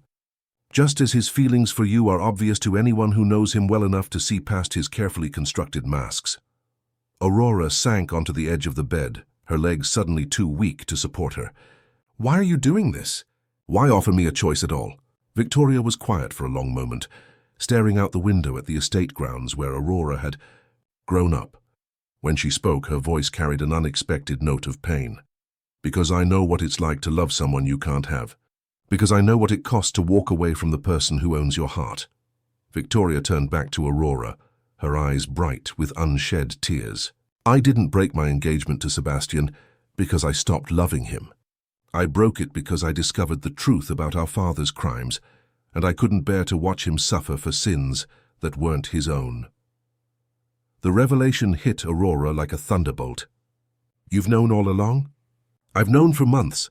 I hired a private investigator to look into some inconsistencies in my family's financial records, trying to understand why certain properties had been acquired so cheaply over the years. The trail led me straight to your father's research and the conspiracy that cost him his life." Victoria moved to the window, her reflection ghostly in the morning light. "I tried to tell Sebastian before our wedding, tried to warn him about what was coming, but he refused to believe that his father could be capable of murder. He accused me of trying to sabotage our marriage with wild conspiracy theories. So you left him." "I fled like a coward," Victoria said bitterly. "I couldn't face watching his world collapse around him. Couldn't bear to be the one responsible for destroying everything he believed about his family. I thought if I disappeared quietly, the truth might stay buried forever." Aurora began to understand the complex emotions that had driven Victoria's behavior. "But then I appeared, and you realized the truth wouldn't stay buried. The moment I saw you at that charity auction, I knew. You have your father's eyes, his determined chin. Anyone who had known Robert Whitmore would recognize the resemblance immediately." Victoria turned back to Aurora, her expression grave. "And if I could see it, others would too. Others who have far more to lose than I do." "What do you mean?" "Your father wasn't working alone when he died, Aurora. He had sources, contacts, people who provided him with inside information about the land deals. Some of those people are still alive, still in positions of power, and they'll do anything to protect themselves if they think you're following in his footsteps." The word sent ice through Aurora's veins. "Are you saying I'm in danger?" "I'm saying that playing Sebastian Blackwood's fiancé has put you in the crosshairs of people who have already proven they'll kill to protect their secrets. Your presence at high-profile events, your sudden visibility in society circles, it's only a matter of time before someone recognizes you and decides you pose the same threat your father did." Aurora thought about Marcus Dubois and his cryptic comment about her, reminding him of someone. Had the French investor known her father? Was he already connecting dots that could prove fatal? "Why are you warning me?" Aurora asked. "If I disappear, your secrets stay safe." Victoria's smile was sad and complex. "Because despite everything, I still love Sebastian, and I can see that he loves you in a way he never loved me. He deserves a chance at happiness, even if it means risking exposure of his family's crimes." Before Aurora could respond, the sound of footsteps in the corridor made them both freeze. A sharp knock came at the door, followed by Sebastian's voice. "Aurora? Are you awake? We need to talk." Victoria moved swiftly, pressing the envelope into Aurora's hands. "Think carefully about what you want most," she whispered urgently. "Justice or love? You can't have both. Come in," Aurora called, shoving the envelope under her pillow just as Sebastian entered the room. He stopped short when he saw Victoria, his expression shifting from surprise to something darker. "Victoria, I heard you were back." "Sebastian." Victoria's voice was carefully neutral, but Aurora caught the flicker of pain in her eyes as she looked at the man she had walked away from. "You look well." "Do I?" Sebastian's gaze moved between the two women, clearly sensing the tension that charged the air. "What are you doing here, Victoria?" "In Aurora's room. Just getting acquainted with your charming fiancé." Victoria moved toward the door with practiced grace. "She's everything you said she was, Sebastian. Lucky you, finding such a treasure right under your nose." The words carried layers of meaning that made Aurora's chest tighten with anxiety. Sebastian's eyes narrowed as he studied Victoria's face. "What game are you playing, Victoria?" "No game at all." Victoria paused at the door, looking back at Aurora with an expression that might have been warning or encouragement. "I'm simply recognizing that some people are worth fighting for, regardless of the consequences." After Victoria left, Sebastian closed the door and turned to face Aurora, his expression troubled. "What was that about?" Aurora's mind raced with possible answers, none of them entirely honest. "She wanted to meet me properly. To make sure I understood what I was getting into, I think." "And what did she say?" The envelope under Aurora's pillow seemed to burn against her consciousness, a physical reminder of the impossible choice Victoria had laid before her. How could she tell Sebastian that his former fiancé had just offered her evidence that could destroy his family? How could she explain that loving him might mean protecting the people who had murdered her father? "She said that loving you would be complicated. Aurora said finally, which was at least partially true. Sebastian moved closer, his dark eyes searching her face with an intensity that made her want to confess everything. Aurora, there are things you need to know. Things about my family, about the past. I know about my father, Aurora interrupted, unable to bear the thought of hearing Sebastian confirm the worst of her fears. I know he was murdered, and I know your family was involved. Sebastian went very still. What exactly do you know? Aurora took a shaky breath, steeling herself for his reaction. I know he was investigating land acquisition irregularities. I know he discovered evidence of insurance fraud and illegal property speculation. And I know that he died because he was getting too close to the truth. Aurora, I also know that you've been living with this knowledge for years, carrying the guilt of your father's crimes, even though you weren't responsible for them. Aurora stood and moved to face him directly, needing to see his eyes when she asked the question that had been tearing at her all night. What I don't know is whether you asked me to be your fake fiancé out of genuine business necessity or some twisted form of penance. Sebastian's face went white, and Aurora saw something that might have been anguish flicker across his features. Is that what you think of me? That I would use your feelings as some kind of self-flagellation? I don't know what to think anymore.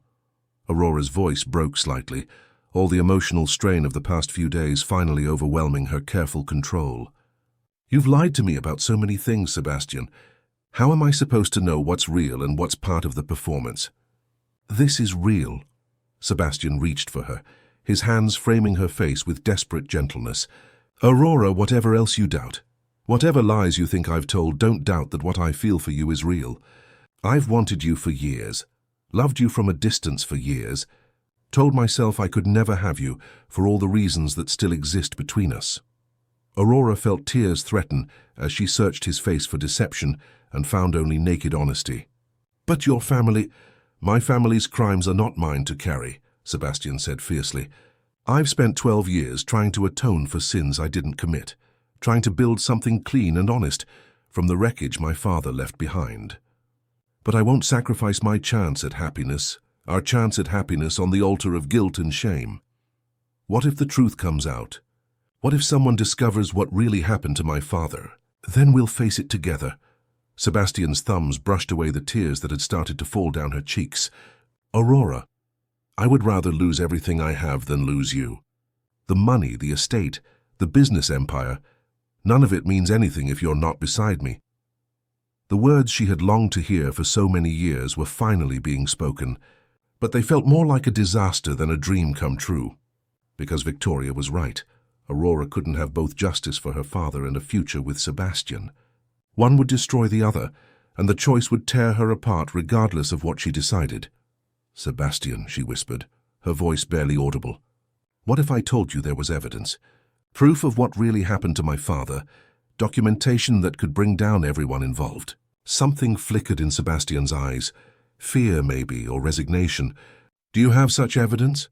Aurora thought about the envelope hidden under her pillow, about the choice Victoria had given her, about the weight of truth and the price of love. If I did, what would you want me to do with it? Sebastian was quiet for a long moment, his hands still cradling her face as if she were something precious and fragile. When he spoke, his voice was steady despite the pain in his eyes. I would want you to do what you felt was right, whatever the cost to me, to my family, to our future together. Justice matters more than my comfort, Aurora. Your father's memory matters more than my reputation.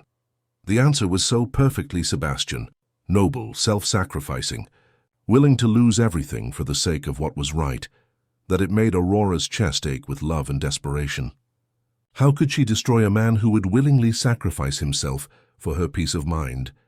And if pursuing justice meant losing you forever? She asked. Then I would rather know I lost you to something worthy than kept you through cowardice or selfishness.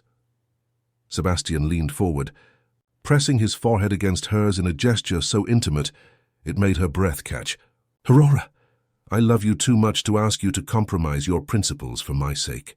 The words broke something inside her, some last wall of resistance that had been holding her together. Aurora rose on her toes and kissed him, pouring all her love and anguish and desperate need into the contact between them. Sebastian responded immediately. his arms wrapping around her and pulling her against him, as if he could somehow absorb her pain into himself. The kiss deepened, becoming something desperate and consuming. Years of suppressed longing finally finding expression. Aurora felt herself drowning in the taste of him, the feel of his hands tangled in her hair, the way his body pressed against hers with barely controlled hunger.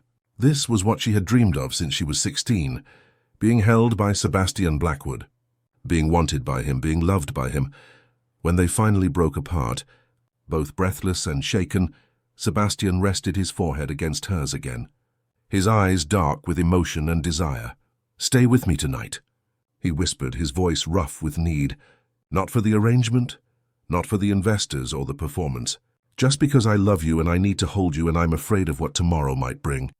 Aurora's heart hammered against her ribs as she realized what he was asking. They had maintained careful boundaries throughout their fake engagement, limiting physical contact to what was necessary for public appearances. But those boundaries seemed meaningless now, swept away by the weight of their confessions and the uncertain future that awaited them.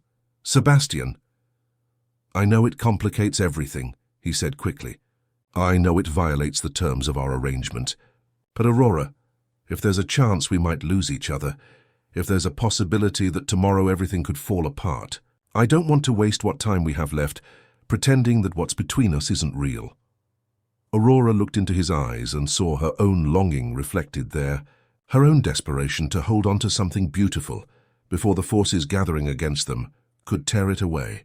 The envelope under her pillow seemed to pulse with potential destruction, but in this moment, with Sebastian's arms around her and his heart beating against her chest, she couldn't bring herself to care about anything beyond the man she loved. "Yes," she whispered. "Yes, I'll stay with you tonight." Sebastian's eyes closed as if her answer was a prayer answered, and when he looked at her again, the expression on his face made her feel like the most precious thing in the world. "Are you certain?" he asked. "Once we cross this line, there's no going back to pretending this is just business." "I stopped pretending days ago," Aurora admitted. "Maybe weeks ago, maybe years ago, when I first admitted to myself that I loved you." Sebastian's response was to kiss her again, slower this time, but no less intense, his hands moving to frame her face with reverent care. Aurora melted into him, letting herself forget about Victoria's ultimatum and the evidence that could destroy them both, letting herself exist only in this moment, where she was loved and wanted and held by the man she had dreamed of for so long. The rest of the day passed in a strange, dreamlike quality. They maintained the pretense of their engagement for the staff and Lady Margaret, but there were new undercurrents between them, lingering looks, subtle touches, an awareness that crackled in the air whenever they were in the same room.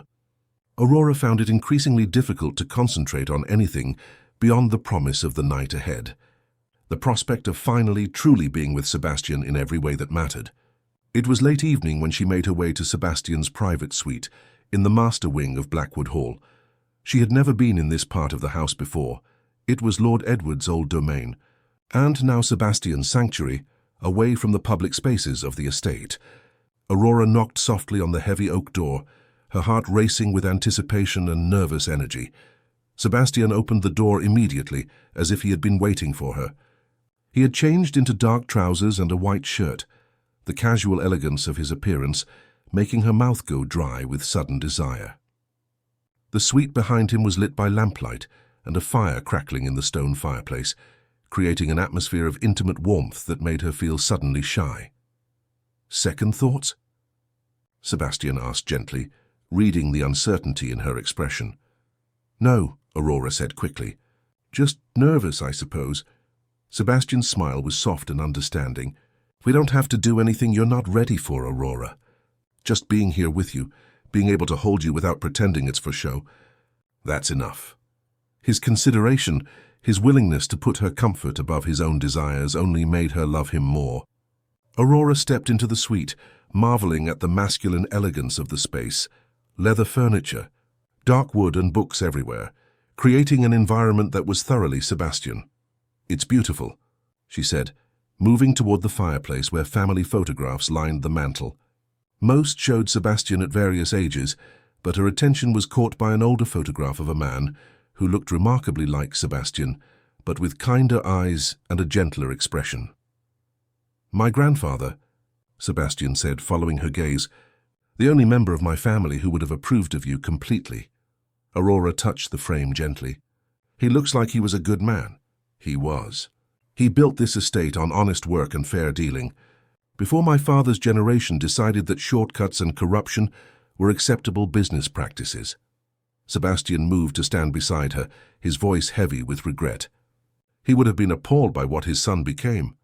But he would have been proud of what you're becoming," Aurora said firmly.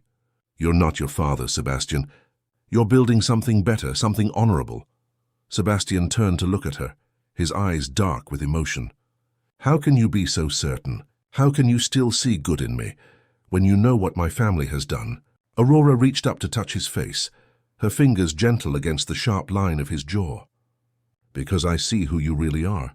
I see the man who spent 12 years trying to atone for crimes he didn't commit. I see someone who's willing to sacrifice everything he has for the sake of what's right. I see the person I've loved for so long that I can't remember when it started." Sebastian caught her hand, pressing her palm flat against his cheek as his eyes closed. "Aurora, I love you," she said simply. "Whatever happens tomorrow, whatever choices we have to make, whatever consequences we have to face, I love you and I want to be with you tonight." Sebastian's eyes opened, and the emotion she saw there took her breath away. "I love you too," he whispered, "more than I ever thought it was possible to love anyone." When he kissed her this time, it was different from their earlier desperate embraces. This kiss was slow, thorough, full of promise and tenderness and years of suppressed longing finally finding expression. Aurora felt herself melting into him, her body responding to his touch with an intensity that surprised her. Sebastian's hands moved to the buttons of her cardigan, his fingers gentle but insistent, as he began to undress her with reverent care. Aurora had imagined this moment so many times, but the reality was more overwhelming than any of her fantasies. The way Sebastian looked at her, as if she were something miraculous and precious, made her feel beautiful in a way she had never experienced before. "You're perfect," Sebastian murmured against her throat, his lips trailing fire across her skin. "So beautiful, so brave, so much more than I deserve." Aurora's response was lost in a gasp, as Sebastian's mouth found the sensitive spot where her neck met her shoulder, his teeth grazing her skin in a way that made her knees weak. She clung to him, overwhelmed by the sensations he was creating, by the reality of finally being touched and wanted and loved by the man she had dreamed of for so long. They moved together toward the bedroom, a space dominated by a massive four-poster bed that looked like something from a medieval castle. Aurora felt a moment of intimidation at the sheer grandeur of her surroundings, but Sebastian seemed to sense her hesitation. "Just you and me," he said softly, his hands framing her face with infinite gentleness. "Nothing else matters tonight. No expectations, no history, no complications. Just us." Aurora nodded, letting herself sink into the truth of his words. This was what she had wanted for so many years, to be with Sebastian, to love him and be loved by him, to finally cross the vast gulf that had always existed between their worlds. Tomorrow would bring difficult choices and dangerous consequences, but tonight was theirs. Sebastian made love to her with a tenderness that brought tears to her eyes, treating her body like something sacred and precious. Every touch, every kiss, every whispered endearment seemed designed to show her how much she meant to him, how completely he cherished her. Aurora had never felt so wanted, so treasured, so utterly and completely loved. Afterward, they lay entwined in the massive bed, Aurora's head pillowed on Sebastian's chest, as his fingers trailed through her hair. The fire had died to embers, casting dancing shadows on the walls, and Aurora had never felt so content or so completely at peace. "What happens now?" she asked quietly, not wanting to shatter the perfect intimacy of the moment, but unable to ignore the realities that awaited them. Sebastian's arms tightened around her. "Now we find a way to build a life together that honors both your father's memory and our love for each other. And if that's impossible, if we can't have both justice and happiness?" Sebastian was quiet for a long moment, his hand stilling in her hair. "Then we'll find a third option. There's always a third option, Aurora. We just have to be brave enough to find it." Aurora closed her eyes, letting herself believe in his words, in his strength, in the possibility that love really could conquer all obstacles. But even as she drifted toward sleep in Sebastian's arms, she was aware of the envelope hidden under her pillow in the guest room, Victoria's ultimatum waiting to tear their fragile happiness apart. Tomorrow would bring choices that could destroy them both. But tonight, wrapped in Sebastian's love and the promise of a future they might be able to build together, Aurora allowed herself to believe that some dreams were strong enough to survive even the harshest realities. The last thing she remembered before sleep took her was Sebastian's voice, soft and fierce with determination. "I won't let them take you from me, Aurora. Whatever it costs, whatever I have to sacrifice, I won't let anyone or anything take you from me." Aurora woke to the sound of rain against the windows, and Sebastian's arm tightened around her waist, as if even in sleep he was reluctant to let her go. The grey morning light filtered through the heavy curtains of his bedroom, and for a moment she allowed herself to exist in the perfect bubble of contentment that surrounded them. Sebastian's breathing was deep and even against her neck, his body warm and solid behind hers, and Aurora had never felt so safe or so completely loved. But reality crashed back with merciless clarity as she remembered Victoria's ultimatum, the envelope of evidence hidden in her room, and the impossible choice that waited for her: justice for her father or a future with Sebastian. She couldn't have both, and the weight of that knowledge felt like a physical ache in her chest. Sebastian stirred behind her, pressing a soft kiss to her shoulder that made her shiver with renewed desire despite her troubled thoughts. "Good morning," he murmured, his voice rough with sleep and something deeper. "Good morning," she whispered back, turning in his arms to face him. Sebastian looked younger in the morning light, his dark hair tousled and his eyes soft with contentment. Aurora reached up to trace the line of his jaw, memorizing every detail of his face, in case this was one of the last mornings she would wake up beside him. "What's wrong?" Sebastian asked, immediately picking up on her distress. "Aurora, talk to me." Before she could answer, a sharp knock came at the bedroom door, followed by Mrs. Henderson's voice, carefully professional but edged with urgency. "Mr. Blackwood, I'm sorry to disturb you, but there are gentlemen here to see you. They say it's urgent business that cannot wait." Sebastian frowned, glancing at the bedside clock that read barely 7 in the morning. "Who are they?" "They wouldn't give their names, sir, but they're carrying Metropolitan Police identification." The words hit Aurora like ice water. Police. At Blackwood Hall. At 7 in the morning. This couldn't be a coincidence. Couldn't be unrelated to the dangerous game they had been playing with decades-old secrets and deadly conspiracies. Sebastian was already moving, pulling on clothes with swift efficiency, while his mind clearly raced through possibilities. "Tell them I'll be down in 5 minutes," he called through the door.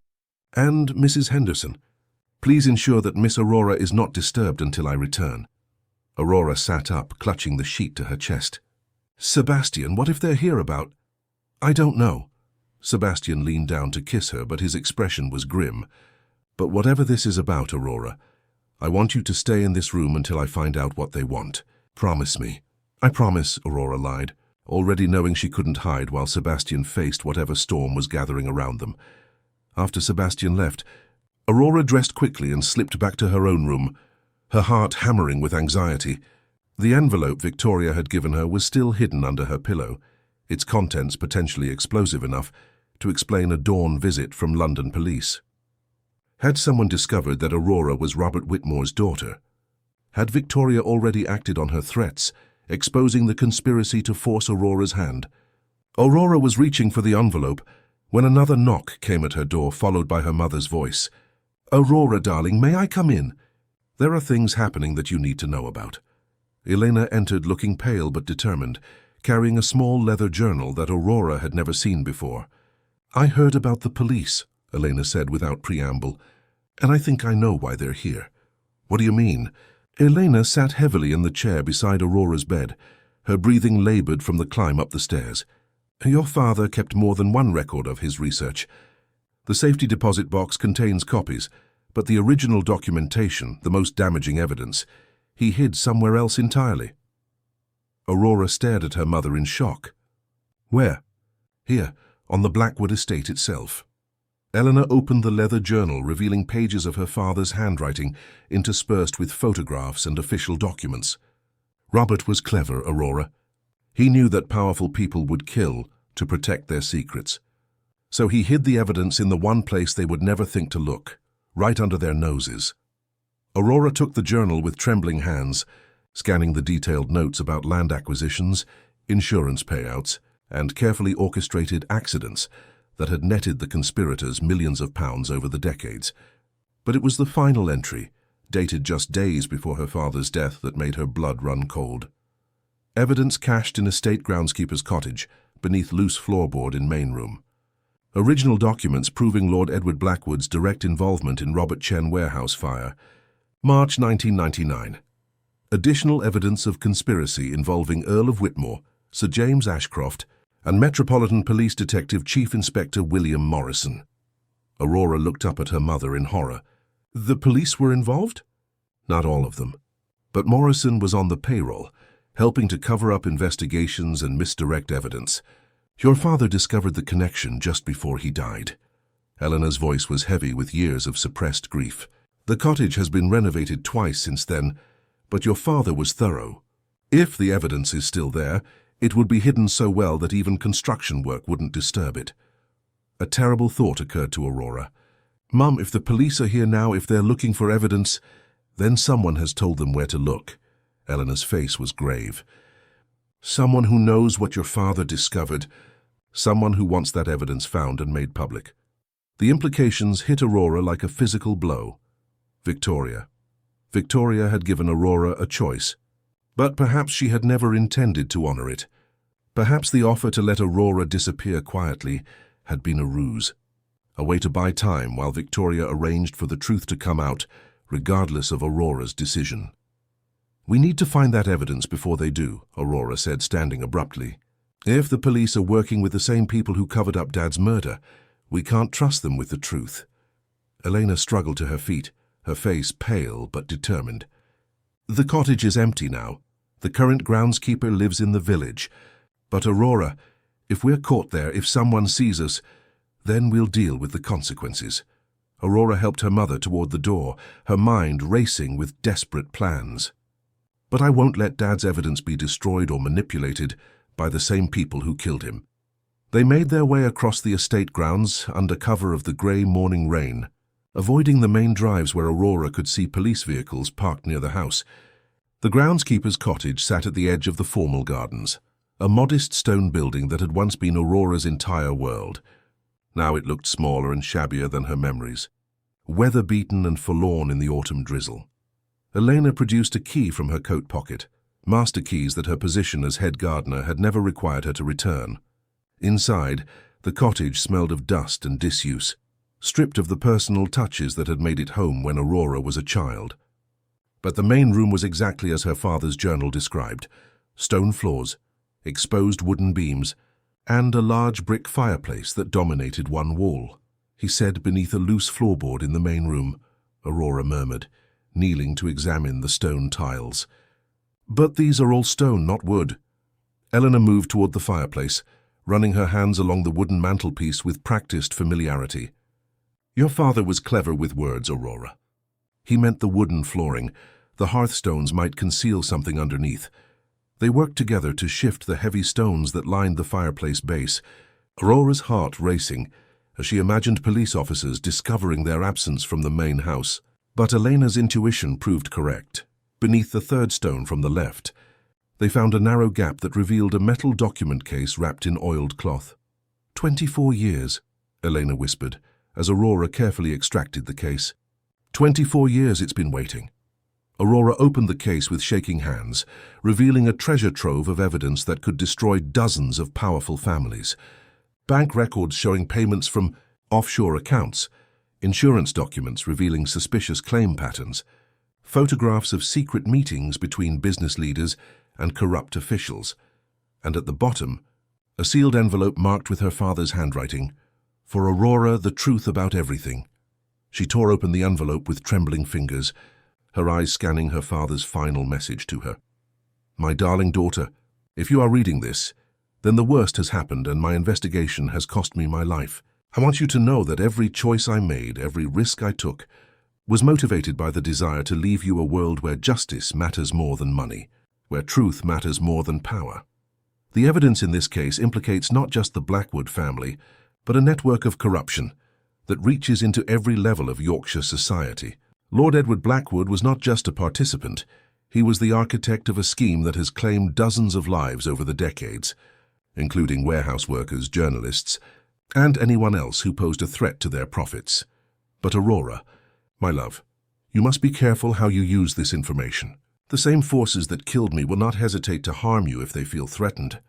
Trust no one completely, suspect everyone's motives, and remember that sometimes justice demands sacrifices that seem too high to bear. I love you more than words can express. Whatever you decide to do with this evidence, know that I am proud of the strong, intelligent, compassionate woman you will become. Your devoted father, Robert Whitmore. Aurora's eyes filled with tears as she finished reading, her father's love and wisdom reaching across the decades to guide her in her darkest hour. She looked up to find her mother watching her with a mixture of grief and pride. "He would want you to be happy, Aurora," Elena said softly. "Whatever the cost, whatever the complications, your father loved you too much to want his death to destroy your chance at love." Before Aurora could respond, the sound of footsteps on the cottage's front step made them both freeze. Aurora quickly shoved the documents back into the case, her heart hammering as she realized they were trapped with no way out except through the front door. The door opened without ceremony, and Sebastian stepped inside, his expression a mixture of relief and exasperation when he saw them. "What the hell are you doing here?" he demanded, but his voice carried more worry than anger. "Finding evidence," Aurora said simply, holding up the metal case. "Evidence that could destroy your family and half of Yorkshire's establishment." Sebastian's eyes went to the case, then back to her face. "Aurora, the police aren't here about old crimes. They're here because someone reported that you might be in danger. Anonymous tip claiming that threats have been made against your life." The words hit Aurora like cold water. "What kind of threats?" "They wouldn't give me details, but they want to interview you about anyone who might wish you harm. They seem to think your sudden visibility as my fiancé has put you in someone's crosshairs." Aurora exchanged glances with her mother, both of them thinking the same thing. Had Victoria orchestrated this as well? Had she reported threats to provide cover for the evidence hunt, or was someone else pulling strings behind the scenes? "We need to leave," Sebastian said urgently. "Now. The police are conducting searches of the estate grounds, and if they find you here, they'll find this," Aurora finished, hefting the evidence case. "And then they'll make sure it disappears forever, just like they did with Dad's murder investigation." Sebastian's face went pale as he fully understood what she was holding. "Aurora, you don't understand what you're dealing with. The people involved in this conspiracy, they're not just wealthy landowners anymore. Some of them are in government now in positions of real power. If they feel threatened, they'll what? Kill me like they killed my father?" Aurora stood, clutching the case against her chest. "Sebastian, I can't pretend this evidence doesn't exist. I can't ignore my father's murder just to protect myself, or even to protect you." "Then what do you want to do?" Sebastian asked, his voice heavy with resignation and fear. "Because once you make this public, there's no going back. For any of us." Aurora looked between Sebastian and her mother, two people who loved her enough to support whatever choice she made, even if it destroyed them all. She thought about Victoria's ultimatum, about the comfortable life she could have if she simply disappeared quietly. She thought about the European investors and their probing questions, about Marcus Dubois and his cryptic recognition. Most of all, she thought about the night she had just spent in Sebastian's arms, the love they had finally admitted, the future they might be able to build together. But her father's words echoed in her mind. Sometimes justice demands sacrifices that seem too high to bear. "I want to use this evidence," Aurora said finally, her voice steady despite the fear coursing through her. "But not to destroy everyone at once. I want to use it strategically, to force the truth out while protecting the people who don't deserve to pay for others' crimes." Sebastian stepped closer, his eyes searching her face. "What do you mean?" "I mean we go to the media, but not with everything at once. We start with the proof of my father's murder, the evidence that shows it wasn't an accident. We force a proper investigation, one that can't be covered up or misdirected. Aurora's mind was racing as she worked out the details. The rest of the evidence we hold back, use it as leverage to ensure cooperation and protect innocent people. Like me, Sebastian said quietly, you're trying to find a way to get justice for your father without destroying me in the process. Like you, Aurora confirmed, and like Victoria, who was brave enough to walk away from a marriage that would have made her complicit in covering up these crimes, and like all the other people who've been living with the weight of their family's sins without being responsible for them. Elena moved to Aurora's side, her expression proud despite her obvious exhaustion. Your father would be proud of you, darling. Finding a way to seek justice without becoming consumed by revenge, that takes wisdom and courage. A new sound from outside made them all freeze, car doors slamming, voices calling out instructions. The police search was intensifying, and they were running out of time to escape undetected. There's a way out through the back garden, Elena said urgently. Through the old rose garden to the stable path. But we need to move now. They slipped out the cottage's rear door into the rain-soaked garden, Aurora clutching the evidence case while Sebastian supported her mother's faltering steps. The grounds were a maze of carefully maintained landscaping that provided excellent cover. But Aurora could hear voices getting closer, see flashlight beams cutting through the morning gloom. They had almost reached the safety of the stable block when a figure stepped out from behind a potting shed, blocking their path. Aurora's heart nearly stopped when she recognized Detective Chief Inspector Morrison, older now, grey-haired and weathered, but unmistakably the man from her father's photograph. Miss Whitmore, Morrison said, his voice carrying the authority of decades in law enforcement. I think you have something that belongs to me. Aurora instinctively stepped backward, but Sebastian moved protectively in front of her, his body tense with barely controlled anger. Inspector Morrison, how convenient that you're here for a routine investigation into threats against Aurora's safety. Morrison's smile was cold and calculating. Nothing routine about it, Mr. Blackwood. Miss Whitmore has been asking dangerous questions, poking around in old business that's better left buried. Some people are concerned about her curiosity. Some people meaning the same ones who paid you to cover up my father's murder. Aurora stepped out from behind Sebastian, her fear transforming into righteous anger. The same ones who have been profiting from insurance fraud and corruption for decades, while innocent people died. Careful, miss, Morrison warned, his hand moving to rest on his service weapon. Accusations like that could be considered slander, especially when made by someone with obvious mental health issues. The threat was clear, and Aurora felt a chill that had nothing to do with the October rain. Morrison was prepared to discredit her, possibly have her committed or worse, to protect his co-conspirators. She's not making accusations, Sebastian said quietly, his voice carrying a dangerous edge that Aurora had never heard before. She's stating facts that can be proven in court. Morrison's attention shifted to Sebastian, his expression calculating. Mr. Blackwood, you're a smart man from a good family. Don't let infatuation with this girl destroy everything your father built. There are people who remember your father fondly, people who would hate to see his son make unfortunate choices. My father was a murderer and a criminal, Sebastian said flatly, and anyone who helped cover up his crimes deserves to face justice, regardless of their position or connections. The admission hit Morrison like a physical blow, his confident demeanor cracking, as he realized that Sebastian wasn't going to be intimidated or bought off. You have no idea what you're dealing with, boy. The people involved in this go right to the top.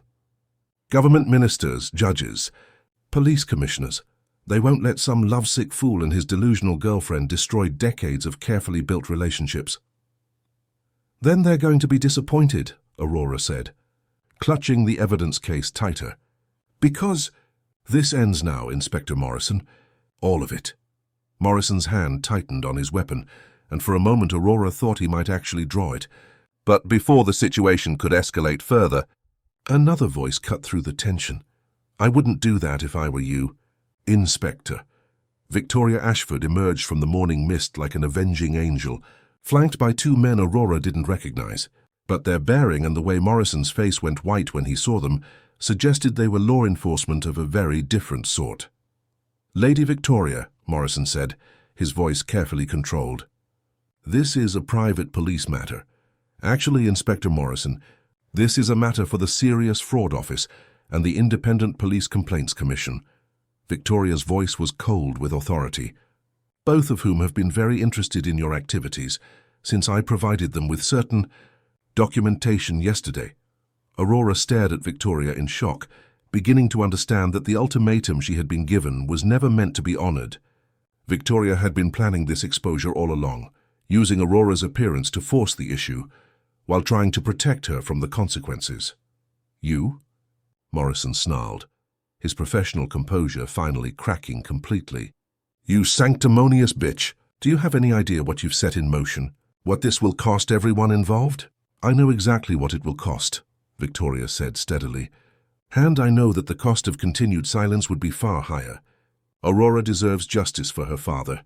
The victims of all these years of corruption deserve justice, and the living deserve a chance to build something better from the wreckage. One of Victoria's companions stepped forward, producing official identification. Detective Superintendent Williams, Serious Fraud Office. Inspector Morrison, you're under arrest on suspicion of corruption, conspiracy to commit fraud and accessory to murder. You do not have to say anything. As Morrison was led away in handcuffs, his face a mask of rage and defeat, Aurora found herself shaking with a mixture of relief and overwhelming emotion. It was over. After 24 years, her father's murder was finally going to be properly investigated. Victoria approached them cautiously, her expression uncertain. Aurora, I hope you can forgive me for the deception. The ultimatum I offered, I never intended for you to take it. I needed time to arrange proper protection for you, to ensure that when the truth came out, you wouldn't become another casualty of this conspiracy. Aurora stared at the woman who had once been Sebastian's fiancée, trying to process the complexity of Victoria's motivations. You planned all of this. I planned to expose the truth in a way that would minimize casualties, Victoria said.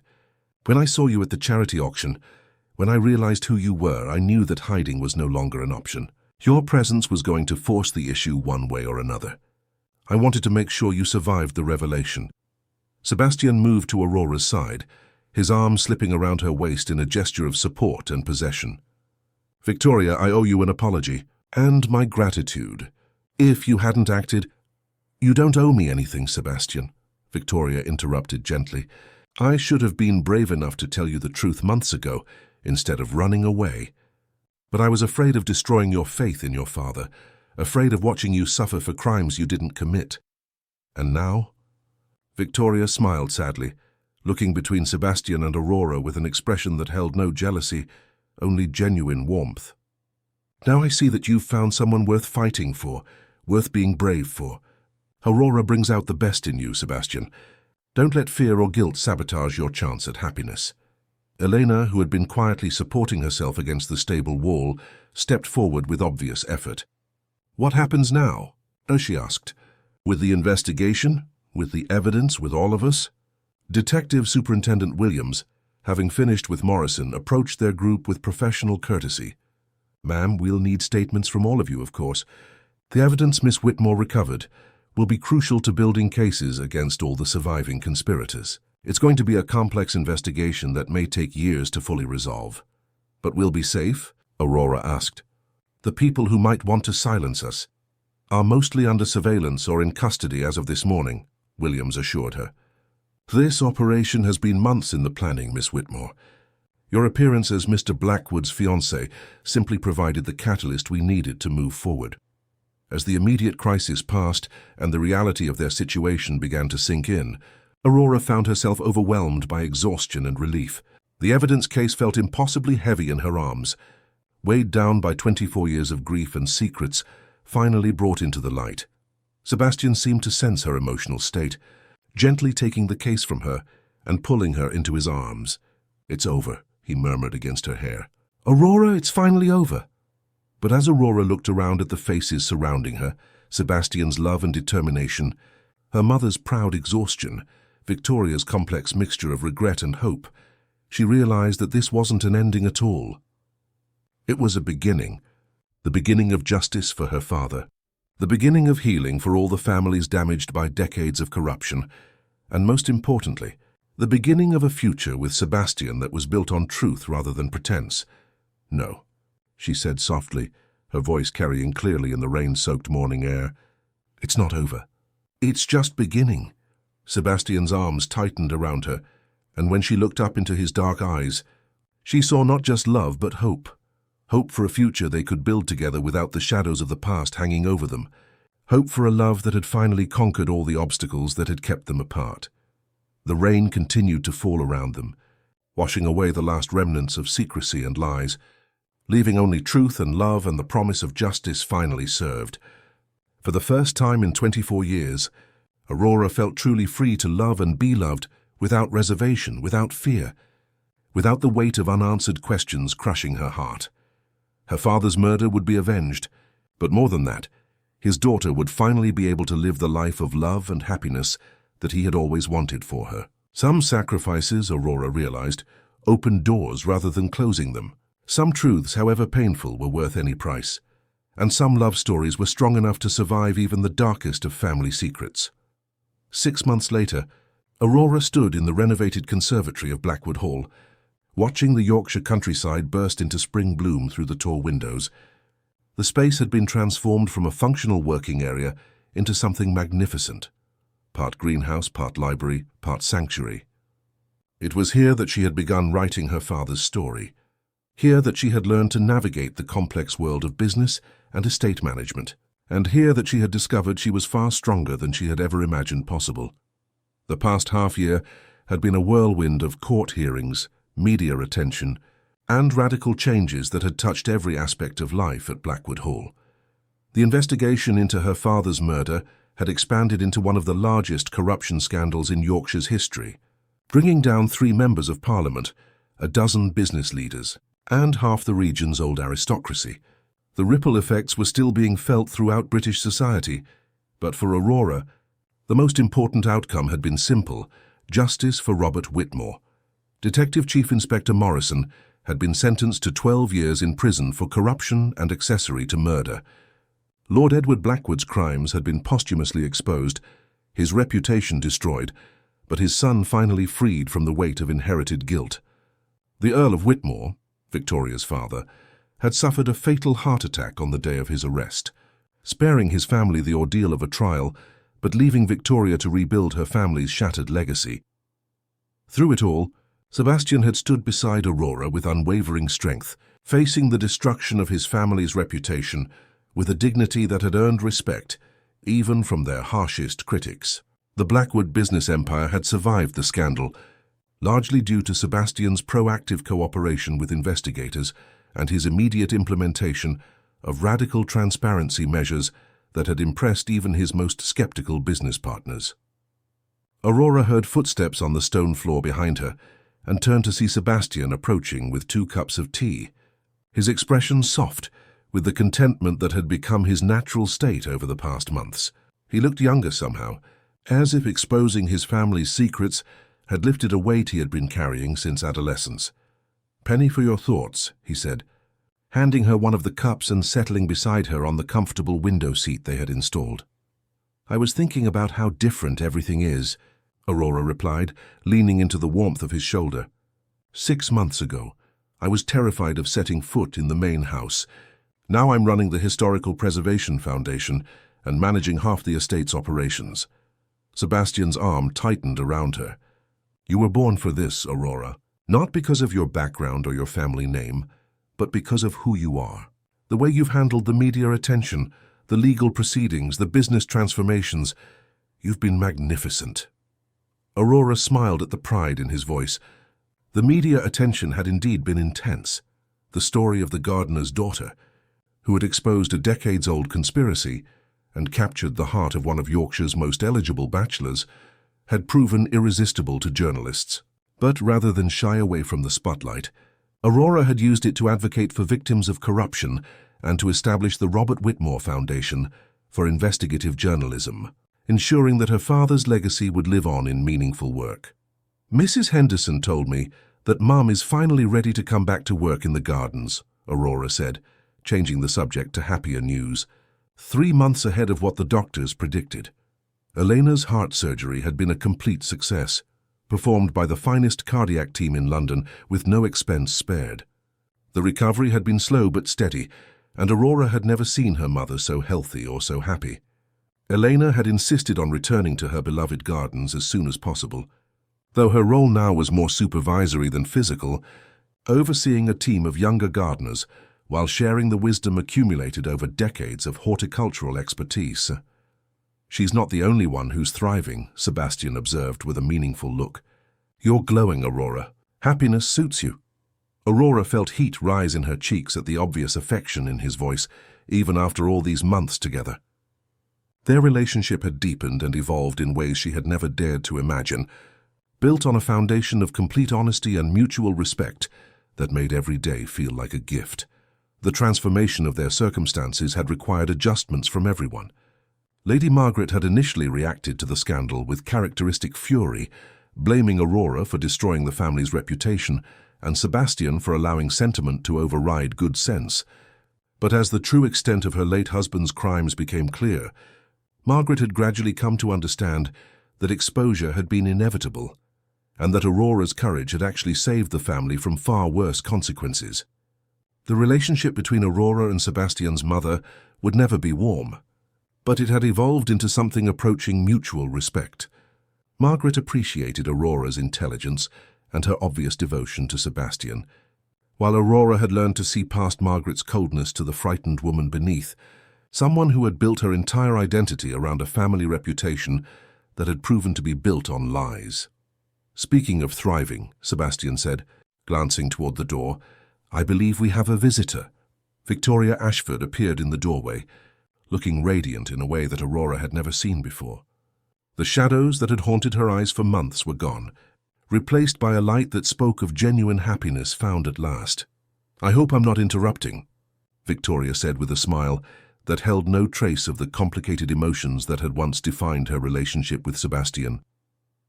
"Never," Aurora replied sincerely, rising to embrace the woman who had become an unexpected friend and ally. "How did the meeting go?" Victoria's smile widened. "The foundation approved the grant. The Ashford estate will be converted into a residential school for underprivileged children interested in agricultural studies. We break ground next month."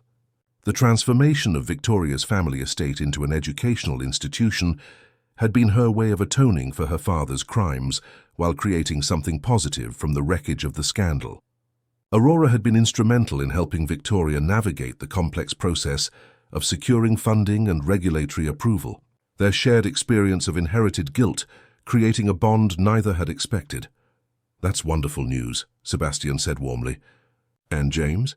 Victoria's expression softened further at the mention of James Crawford, the investigative journalist who had helped expose the corruption scandal and had somehow, in the process, captured Victoria's heart. "He's in London, following up on leads related to the parliamentary investigation, but he'll be back next week for the Foundation's launch event." Aurora watched the happiness that transformed Victoria's face when she spoke of James and felt a deep satisfaction that all of them had found their way to love and healing despite the darkness that had brought them together. James was everything that Victoria's previous relationships had lacked: genuine, passionate about justice, completely unimpressed by titles or social standing, and deeply in love with the intelligent, complex woman beneath Victoria's polished exterior. "Have you set a date yet?" Aurora asked with a knowing smile. Victoria laughed, a sound of pure joy that would have been unimaginable during the dark months of the scandal. "Christmas Eve." James insisted on something traditional, though I suspect he's more nervous about facing my mother than about the ceremony itself. They chatted for another hour about wedding plans, foundation business, and the dozens of small details that made up their new lives. When Victoria finally left, promising to return for dinner later in the week, Aurora found herself filled with contentment at how perfectly the pieces of their complicated lives had fallen into place. "Walk with me?" Sebastian asked, offering his arm with the old-fashioned courtesy that never failed to charm her. They strolled through the estate grounds, following paths that Aurora had known since childhood, but now saw with completely different eyes. The gardens were more beautiful than ever, under Elena's renewed attention, the formal landscaping softened by wildflower meadows that attracted butterflies and provided habitats for local wildlife. The changes reflected a broader transformation of the estate, from a monument to inherited wealth into something more purposeful, a working example of sustainable land management and historical preservation. They paused at the stone bridge where Sebastian had claimed, in their fabricated engagement story, that he had proposed to Aurora. The irony wasn't lost on either of them that this place, which had figured in their fictional romance, had become genuinely meaningful in their real relationship. "Aurora," Sebastian said suddenly, his voice carrying a note of nervous energy that was unusual for him. "There's something I need to tell you. Something I've been planning for weeks." Aurora's heart began to race as Sebastian reached into his jacket pocket, withdrawing a small velvet box that was different from the one that had held his grandmother's emerald ring. This box was newer, clearly chosen specifically for whatever it contained. "The ring you've been wearing," Sebastian said, his voice gentle but determined, "it was never truly yours. It was part of our arrangement, part of the pretense we created to fool the world. But Aurora, what I feel for you, what we have built together, that deserves something real, something chosen specifically for you, for us, for the future we're going to build together." Sebastian dropped to one knee on the ancient stone bridge, his dark eyes never leaving her face as he opened the box to reveal a stunning ring that took Aurora's breath away. The central stone was a deep blue sapphire surrounded by diamonds, but what made it special was its obvious uniqueness.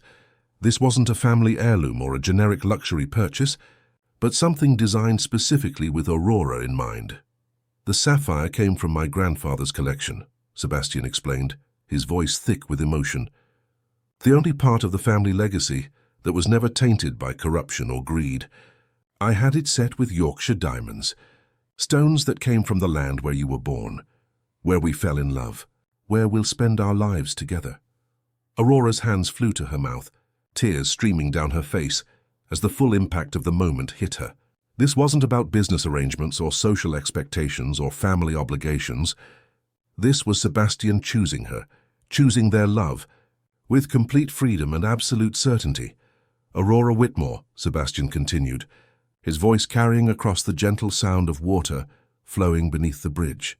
"You are the strongest, most beautiful, most courageous woman I have ever known.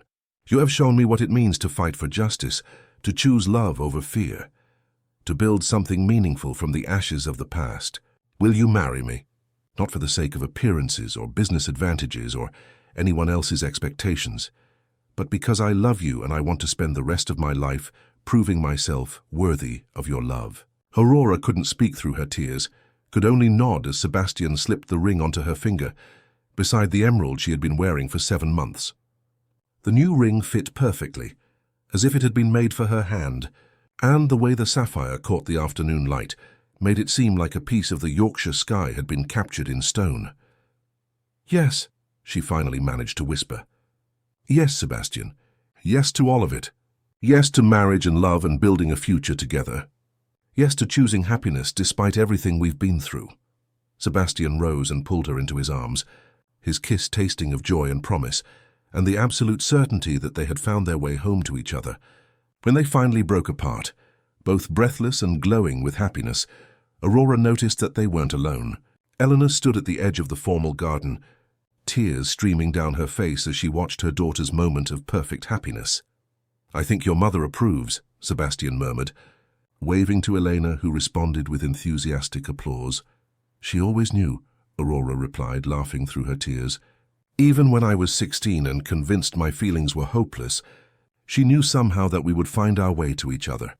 The engagement celebration that followed was everything Aurora had never dared to dream of, spontaneous, joyful, and surrounded by the people who had become her chosen family. Mrs. Henderson produced champagne from some secret reserve. The groundskeeping staff gathered to offer congratulations, and even Lady Margaret appeared to offer stiff but sincere approval of the match. But it was the moment when Victoria and James arrived, summoned by Elena's excited phone call, that truly completed Aurora's happiness. Victoria's reaction was immediate and genuine. Her earlier complicated feelings completely resolved into pure joy for the couple's happiness. "This is how it was always supposed to be," Victoria said, embracing Aurora warmly. "The real love, the real choice, the real commitment. I'm so happy for both of you." James, whom Aurora had grown to respect enormously, during his coverage of the corruption scandal, raised his glass in a toast that brought tears to everyone's eyes. To Aurora and Sebastian, who proved that justice and love can triumph over even the darkest family secrets, and to Robert Whitmore, whose courage and integrity live on in his remarkable daughter. As evening fell and their impromptu celebration moved indoors, Aurora found herself standing once again in the conservatory, but now as the acknowledged mistress of Blackwood Hall, rather than the gardener's daughter, who had once been afraid to enter the main house. The transformation still amazed her sometimes, not just in her circumstances, but in her understanding of who she was and what she was capable of achieving. Sebastian appeared beside her, slipping his arms around her waist and pulling her back against his chest.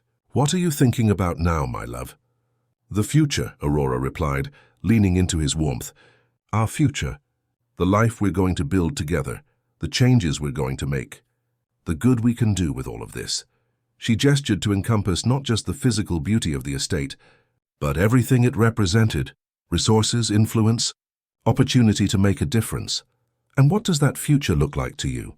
Aurora smiled, her mind filled with possibilities that had once seemed like impossible dreams. "I see the foundation expanding, helping other families find justice when powerful people try to silence them. I see this estate becoming a model for sustainable land management and historical preservation. I see children from the village attending university because we've created scholarship programs. I see your business empire becoming a force for positive change instead of just profit generation." "All of that," Sebastian agreed, pressing a kiss to her temple. "And children of our own running through these gardens just like you did, learning about justice and love and the responsibility that comes with privilege." The mention of children sent a thrill through Aurora that she hadn't been prepared for. "Children," she repeated wonderingly. "Little ones with your stubbornness and your sense of honor, and your courage and your compassion," Sebastian added. "Children who will grow up knowing that their great-grandfather was a hero who died fighting for truth, and that their parents chose love over fear every single day." They stood together in comfortable silence, watching the last of the sunset paint the Yorkshire sky in shades of gold and crimson. The conservatory around them buzzed quietly with the life of the plants Elena had been nurturing: herbs for the estate's kitchen gardens, seedlings for the wildflower meadows, exotic specimens that would bloom in future seasons. "There's one more thing," Sebastian said suddenly, his voice carrying a note of nervous excitement. "Something else I've been planning that I hope will make you happy."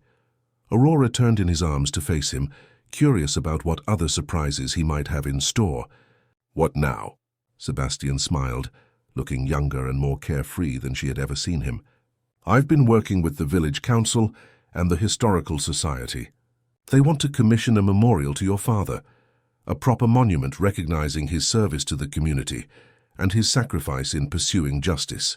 It would be placed in the village square, with his articles and investigation findings preserved in a small museum dedicated to the importance of investigative journalism." Aurora felt her eyes fill with tears again, overwhelmed by the thoughtfulness of the gesture. For 24 years, her father had been remembered only as a tragic accident victim. To have his real work, his courage, his sacrifice properly honored, it was more than she had ever dared hope for. "The dedication ceremony would be part of our wedding celebration," Sebastian continued. "If you'd like that.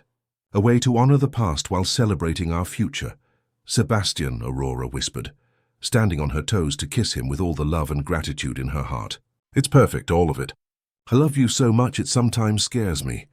"Don't be scared," Sebastian murmured against her lips. "Be excited. Be hopeful.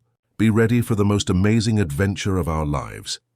As if summoned by their happiness, Elena appeared in the doorway of the conservatory, her face glowing with health and contentment.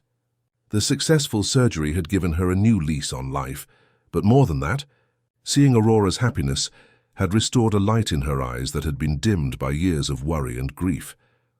"I don't mean to interrupt," Elena said with a knowing smile, "but there's someone on the phone for you, Aurora. A television producer from London who wants to discuss a documentary about your father's work and the investigation that followed." Aurora looked at Sebastian, who nodded encouragingly. The media attention had been overwhelming at times, but they had learned to use it strategically to advance causes they cared about.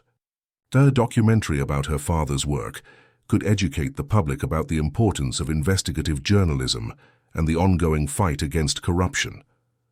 "Tell them I'll call back tomorrow," Aurora decided. "Tonight is for celebration, for family, for the future we're planning together." Eleanor's smile widened. "I also wanted to let you know that I've prepared the blue guest suite for Victoria and James. They've decided to stay the night and help with wedding planning tomorrow." The easy way Elena spoke of wedding planning, as if Aurora's marriage to Sebastian Blackwood was the most natural thing in the world, struck Aurora with sudden poignancy. Her mother had waited 24 years to see her daughter truly happy, had survived heart surgery, and the trauma of finally learning the truth about her husband's death, had watched her only child transform from a frightened young woman into someone confident enough to stand as an equal beside one of Yorkshire's most powerful families. "Mum," Aurora said suddenly, moving to embrace her mother with fierce gratitude. "Thank you for everything. For keeping Dad's secrets safe, for supporting my choices, for being brave enough to let me find my own path even when it led somewhere you never could have imagined." Elena held her daughter tightly, her own eyes bright with unshed tears. "Your father would be so proud of you, darling. Not just for seeking justice for him, but for finding your own happiness in the process. You've honored his memory while building a life filled with love and purpose." Sebastian joined their embrace, his arms encompassing both women who had shaped his understanding of strength and grace. "I promise you, Elena, I will spend my life making sure Aurora knows how precious she is. To me, to this family, to everyone whose lives she touches." Elena pulled back to study Sebastian's face, her expression serious despite the joy of the occasion. "You'd better, young man, because if you don't, you'll have me to answer to. And I may be small, but I'm mighty." Sebastian's laughter rang through the conservatory, rich and genuine. "Yes, ma'am. I wouldn't dream of disappointing you." As the evening wound down and their guests gradually departed, Aurora and Sebastian found themselves alone once again in the quiet beauty of Blackwood Hall. They walked hand in hand through rooms that had once intimidated Aurora with their grandeur, but now felt like home, their home, a place where they would build memories and raise children and grow old together. "No regrets?" Sebastian asked as they paused in the portrait gallery, looking at paintings of his ancestors who had built the estate through centuries of careful accumulation. "None," Aurora replied firmly. "Even the pain, even the fear, even the impossibly difficult choices, they all led us here to this moment, to this love. I wouldn't change any of it." They stopped before the space where Lord Edward's portrait had once hung, now replaced by a landscape painting of the Yorkshire moors that reflected the estate's commitment to natural preservation rather than human aggrandizement. The change symbolized everything they were building together, a future that honored the past while refusing to be bound by it. "What do you think he would say?" Aurora asked, gesturing toward the empty space where Sebastian's father's likeness had once presided over the family gallery. "If he could see us now, see how everything turned out?" Sebastian considered the question seriously, his arm tightening around Aurora's waist. "I think he would be shocked by the exposure of his crimes, furious about the damage to the family reputation. But I also think, I hope, that somewhere beneath all the corruption and compromise, there might have been enough of his father's integrity left to understand that justice was more important than preservation of secrets. And us. What would he think about our marriage?" Sebastian turned to face her fully, his hands framing her face with infinite tenderness. "I think he would be forced to admit that you're extraordinary, that you're exactly what this family needs to restore honor to our name. I think he would realize that marrying you isn't a compromise or a scandal. It's the best decision I could possibly make." Aurora smiled up at him, her heart full of love and hope and absolute certainty that they had found their way to where they belonged. "Then we have his posthumous blessing, along with everyone else who matters." "Everyone who matters," Sebastian agreed, leaning down to kiss her with all the passion and promise of their shared future. As they walked up the grand staircase toward Sebastian's suite, their suite now, officially and permanently, Aurora reflected on the incredible journey that had brought them to this moment. 6 months ago, she had been a frightened young woman pretending to be someone she wasn't, playing a role in Sebastian's elaborate deception. Now she was genuinely that person, confident, sophisticated, worthy of her place beside him not because of pretense, but because she had grown into someone capable of handling the responsibilities and opportunities that came with their life together. The emerald ring that had once been a prop in their charade now symbolized their genuine engagement, joined by the sapphire that represented Sebastian's free choice to love her. Together, they told the story of a relationship that had evolved from necessity to genuine affection to deep, abiding love. In their bedroom, surrounded by the luxury that had once seemed impossible and alien, Aurora felt only contentment and anticipation for the future. This room had been the site of their first genuine intimacy, the place where pretense had finally given way to honesty. Now it would be the foundation of their married life, the sanctuary where they would plan their days and dream their dreams and love each other through all the years to come. "Mrs. Aurora Blackwood," Sebastian murmured against her ear as he gathered her into his arms. "How does that sound to you?" "Perfect," Aurora whispered back, her heart overflowing with joy. "Absolutely perfect." Outside their windows, the Yorkshire countryside settled into peaceful darkness, the estate grounds secure and beautiful under the starlit sky. Tomorrow would bring new challenges, new opportunities to do good in the world, new chances to prove that love and justice could indeed triumph over corruption and fear. But tonight was theirs alone, a celebration of everything they had overcome and everything they were building together. Aurora had learned that some love stories began with deception but ended in truth, that some people were worth fighting for regardless of the odds, and that sometimes the most impossible dreams had a way of coming true for those brave enough to pursue them.